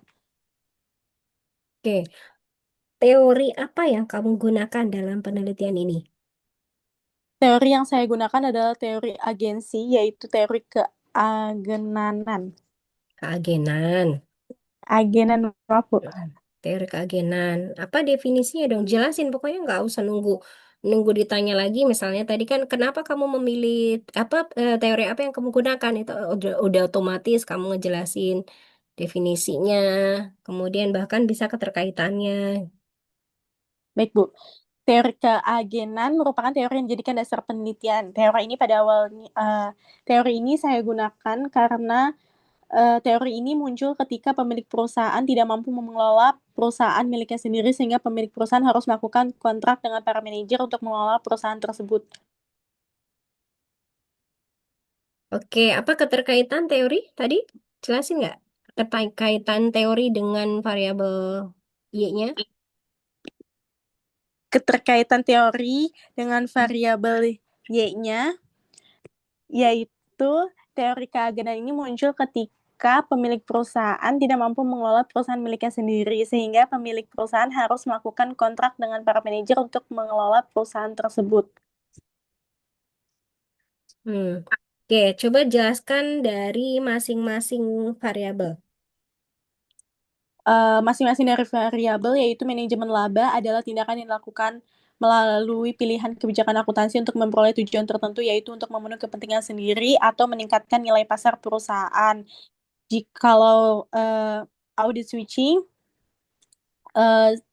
sebagai perilaku perpindahan atau pergantian auditor maupun kantor akuntan publik yang dilakukan oleh perusahaan. Kalau fee audit, dia merupakan bentuk biaya yang dibayarkan oleh perusahaan klien kepada auditor atau kantor akuntan publik. Kalau komisaris independen adalah anggota Dewan Komisaris yang tidak memiliki hubungan apapun dengan direksi, komisaris lain, ataupun pemegang saham utama.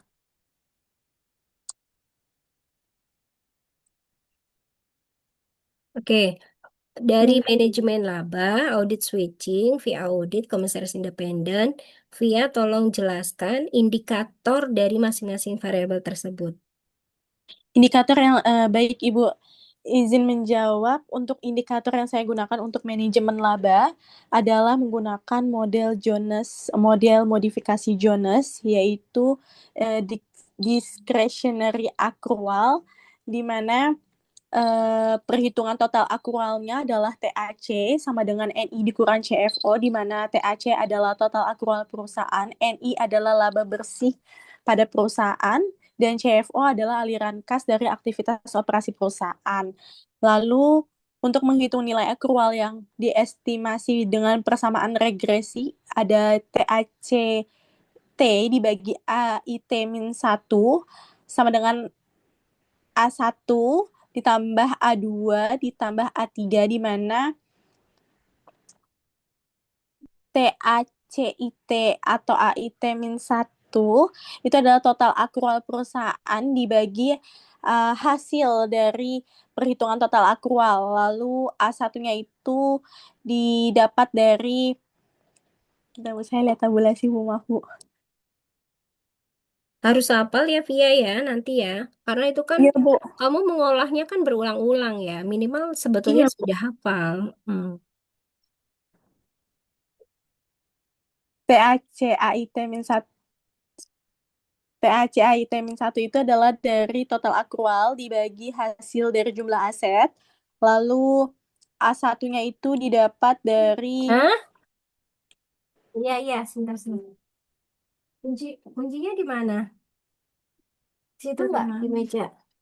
A1 didapat dari 1 dibagi AIT min 1 ditambah A2. A2 itu didapat Ya. dari Bukan itu deh. Sebentar Via ada. Saya diajak Iya Ibu. adik saya. Nggak ada. Sama sih. Ya udah pakai itu aja. Di mana ya tadi aku nggak nyari kuncinya. Di meja nggak ada, Lin. Oke, lanjut, Vi. Maaf. Baik Bu. Untuk total akrual tadi saya ulangi, untuk total nilai akrual yang diestimasi dengan persamaan regresi itu adalah dari jumlah aset sama dengan piutang usaha ditambah total aset tetap ditambah dengan pendapatan usaha. Lalu untuk menghitung non-discretionary accrual itu ada NDA. NDA-nya itu juga terdapat dari A1 ditambah A2 ditambah A3. Lalu untuk menghitung discretionary accrual ada DAIT, yaitu discretionary accrual perusahaan I pada tahun T sama dengan dikurang TAC IT dibagi AIT min 1. Ini adalah total akrual dari perusahaan yang dibagi dengan hasil dari total akrual perusahaan dikurang NDA. NDA adalah non-discretionary akrual perusahaan I pada tahun T. Lalu untuk audit switching, saya menggunakan indikator dummy, yaitu di mana jika perusahaan melakukan pergantian KAP akan menetapkan nilai 1, tetapi jika tidak melakukan pergantian KAP akan menetapkan nilai 0. Lalu untuk fee audit saya menggunakan indikator LN dari total fee audit. Lalu komisaris independen saya menggunakan indikator yaitu jumlah anggota komisaris independen dibagi total jumlah anggota komisaris. Untuk manajemen laba sendiri saya mengambilnya itu di laporan keuangan pada Bursa Efek Indonesia. Saya mengambilnya pada laporan posisi keuangan, lalu pada laporan laba rugi. Setelah itu untuk audit switching, saya melihatnya di annual report, yaitu di lembaga dan profesi yang berada pada annual report tahunan. Lalu untuk fee audit, saya juga mengambilnya di lembaga dan profesi annual report tahunan, dan untuk komisaris independen, saya melihatnya di profil Dewan Komisaris. Sudah, Iya. Ibu. Nah, ini udah jam 5 ternyata ya. Tadi saya Iya, Ibu. jam 3. Oke, baik. Selanjutnya uji di metode. Apa jenis penelitiannya? Lalu populasinya sama metode. Udah itu aja dulu deh. Jenis Jenis dan penelitiannya, populasinya. baik Ibu, izin menjawab Ibu Suci. Untuk jenis penelitiannya, saya menggunakan pendekatan kuantitatif, jenis datanya sekunder, populasi penelitiannya berfokus pada 70 perusahaan sektor infrastruktur yang terdaftar di Bursa Efek Indonesia. Melalui teknik purposive sampling diperoleh 21 perusahaan sampel dengan total 105 observasi selama 5 tahun. Oke, kemudian hasil penelitiannya apa, Vi? Nanti urutan urutan teknik pengumpulan data, uji analisis itu paham ya, Vi ya? Itu dipelajari. Nah, Baik, sekarang Ibu. hasil penelitiannya apa, Vi? Hasil penelitian dari uji statistik deskriptif, Bu. Mm-mm. Hasil penelitian dari uji statistik No, deskriptif. bukan seluruh hasil hasil penelitiannya ini kesimpulan. Oh, kesimpulan. Mm-mm. Hasil penelitian dari kesimpulannya adalah audit switching, audit, dan komisaris independen secara bersama-sama simultan berpengaruh signifikan terhadap manajemen laba. Audit switching berpengaruh positif terhadap manajemen laba, audit berpengaruh negatif dan signifikan terhadap manajemen laba, dan komisaris independen tidak berpengaruh terhadap manajemen laba. Oke, nah hasil yang berpengaruh adalah audit switching. Apa alasannya, Vi? Berdasarkan hasil pengujian hipotesis, variabel audit switching terbukti berpengaruh positif dan signifikan terhadap manajemen laba. Hal ini ditunjukkan oleh nilai koefisien regresi sebesar 0,184936 dengan nilai probabilitas sebesar 0,0117 lebih kecil daripada 0,05. Dengan demikian, hipotesis yang menyatakan bahwa audit switching berpengaruh terhadap manajemen laba. Nah, apa keterkaitan dengan teori yang kamu gunakan? Baik, Ibu izin menjawab. Dilihat dari perspektif teori keagenan, fenomena ini mencerminkan adanya pemanfaatan konflik kepentingan antara pihak manajemen dan pemilik perusahaan. Hubungan keagenan memicu terjadinya asimetri informasi di mana manajer memiliki akses informasi internal yang jauh lebih banyak dan lebih cepat dibandingkan pihak luar termasuk auditor, yang baru ditunjuk ketika perusahaan melakukan kebijakan audit switching. Tercipta sebuah celah informasi sementara waktu auditor baru yang belum memiliki kompetensi spesifik terhadap klien membutuhkan waktu untuk adaptasi memahami perusahaan tersebut. Oke, itu yang berpengaruh. Nah, sekarang jelaskan, fee audit berpengaruh negatif. Nah, apa maksudnya tuh? Berdasarkan hasil pengujian hipotesis, fee audit terbukti berpengaruh signifikan dengan arah negatif terhadap manajemen laba, sehingga hipotesis temuan ini maaf Bu, bentar. Yang menyatakan bahwa fee audit yang dibayarkan perusahaan semakin rendah, cenderung terjadinya praktik manajemen laba pada periode berjalan akibat adanya peningkatan pengawasan kualitas audit dari eksternal. Ya, itu Bu. Oke, cukup ya, Vi. Mungkin nanti akan ditambah dengan di luar skripsi ya. Bisa jadi tentang audit, bisa jadi tentang opini audit itu ada berapa jenis, laporan keuangan itu ada berapa jenisnya, seperti itu. Oke, Baik cukup, Ibu. Afi. Terima Terima kasih. kasih banyak Ya, Bu. mudah-mudahan Afi juga dimudahkan. Kok Afi sih, Via?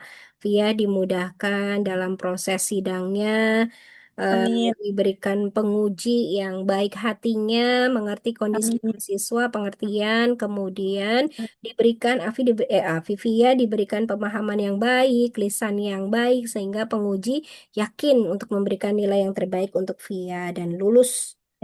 Amin.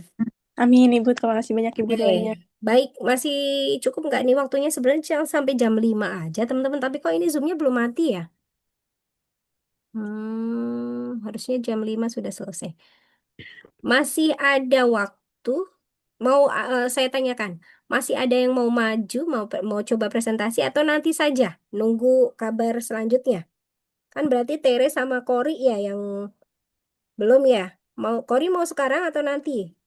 Saya nanti aja, Bu. Oke, sip. Jadi biar lebih siap ya. Ini kan udah tahu gambarannya Iya. seperti apa. Jadi intinya gini, barangkali saya terlewat tadi soal-soalnya, pertanyaan-pertanyaannya, intinya dari bab awal sampai akhir itu yang bakal dikonfirmasi. Gitu ya, teman-teman. Dari bab 1, 2, 3, dan 4, 5. Gitu. Oke, bahkan nanti misalnya keterbatasan penelitian itu apa saja isinya, terus citasi dosen siapa saja, kemudian di kontribusi yang diberikan untuk yang kamu berikan kepada apa namanya akademisi, praktisi itu apa saja. Oke, baik teman-teman, saya rasa cukup ya. Terima kasih banyak. Harapannya Ibu selalu hanya bisa membantu berdoa ya. Mudah-mudahan kalian dimudahkan segala prosesnya, baik dalam menjawab pertanyaan, baik dalam mengklarifikasi hasil skripsinya, dan insya Allah tadi harapannya ketemu dengan dosen yang benar-benar bisa mengerti kondisi mahasiswa dan bisa pengertian dengan apapun itu permasalahannya. Baik, itu saja dari saya. Mohon maaf lahir batin jika banyak kekurangan. Harapannya mudah-mudahan teman-teman bisa lulus semua dengan nilai yang terbaik. Amin ya robbal alamin. Assalamualaikum warahmatullahi wabarakatuh.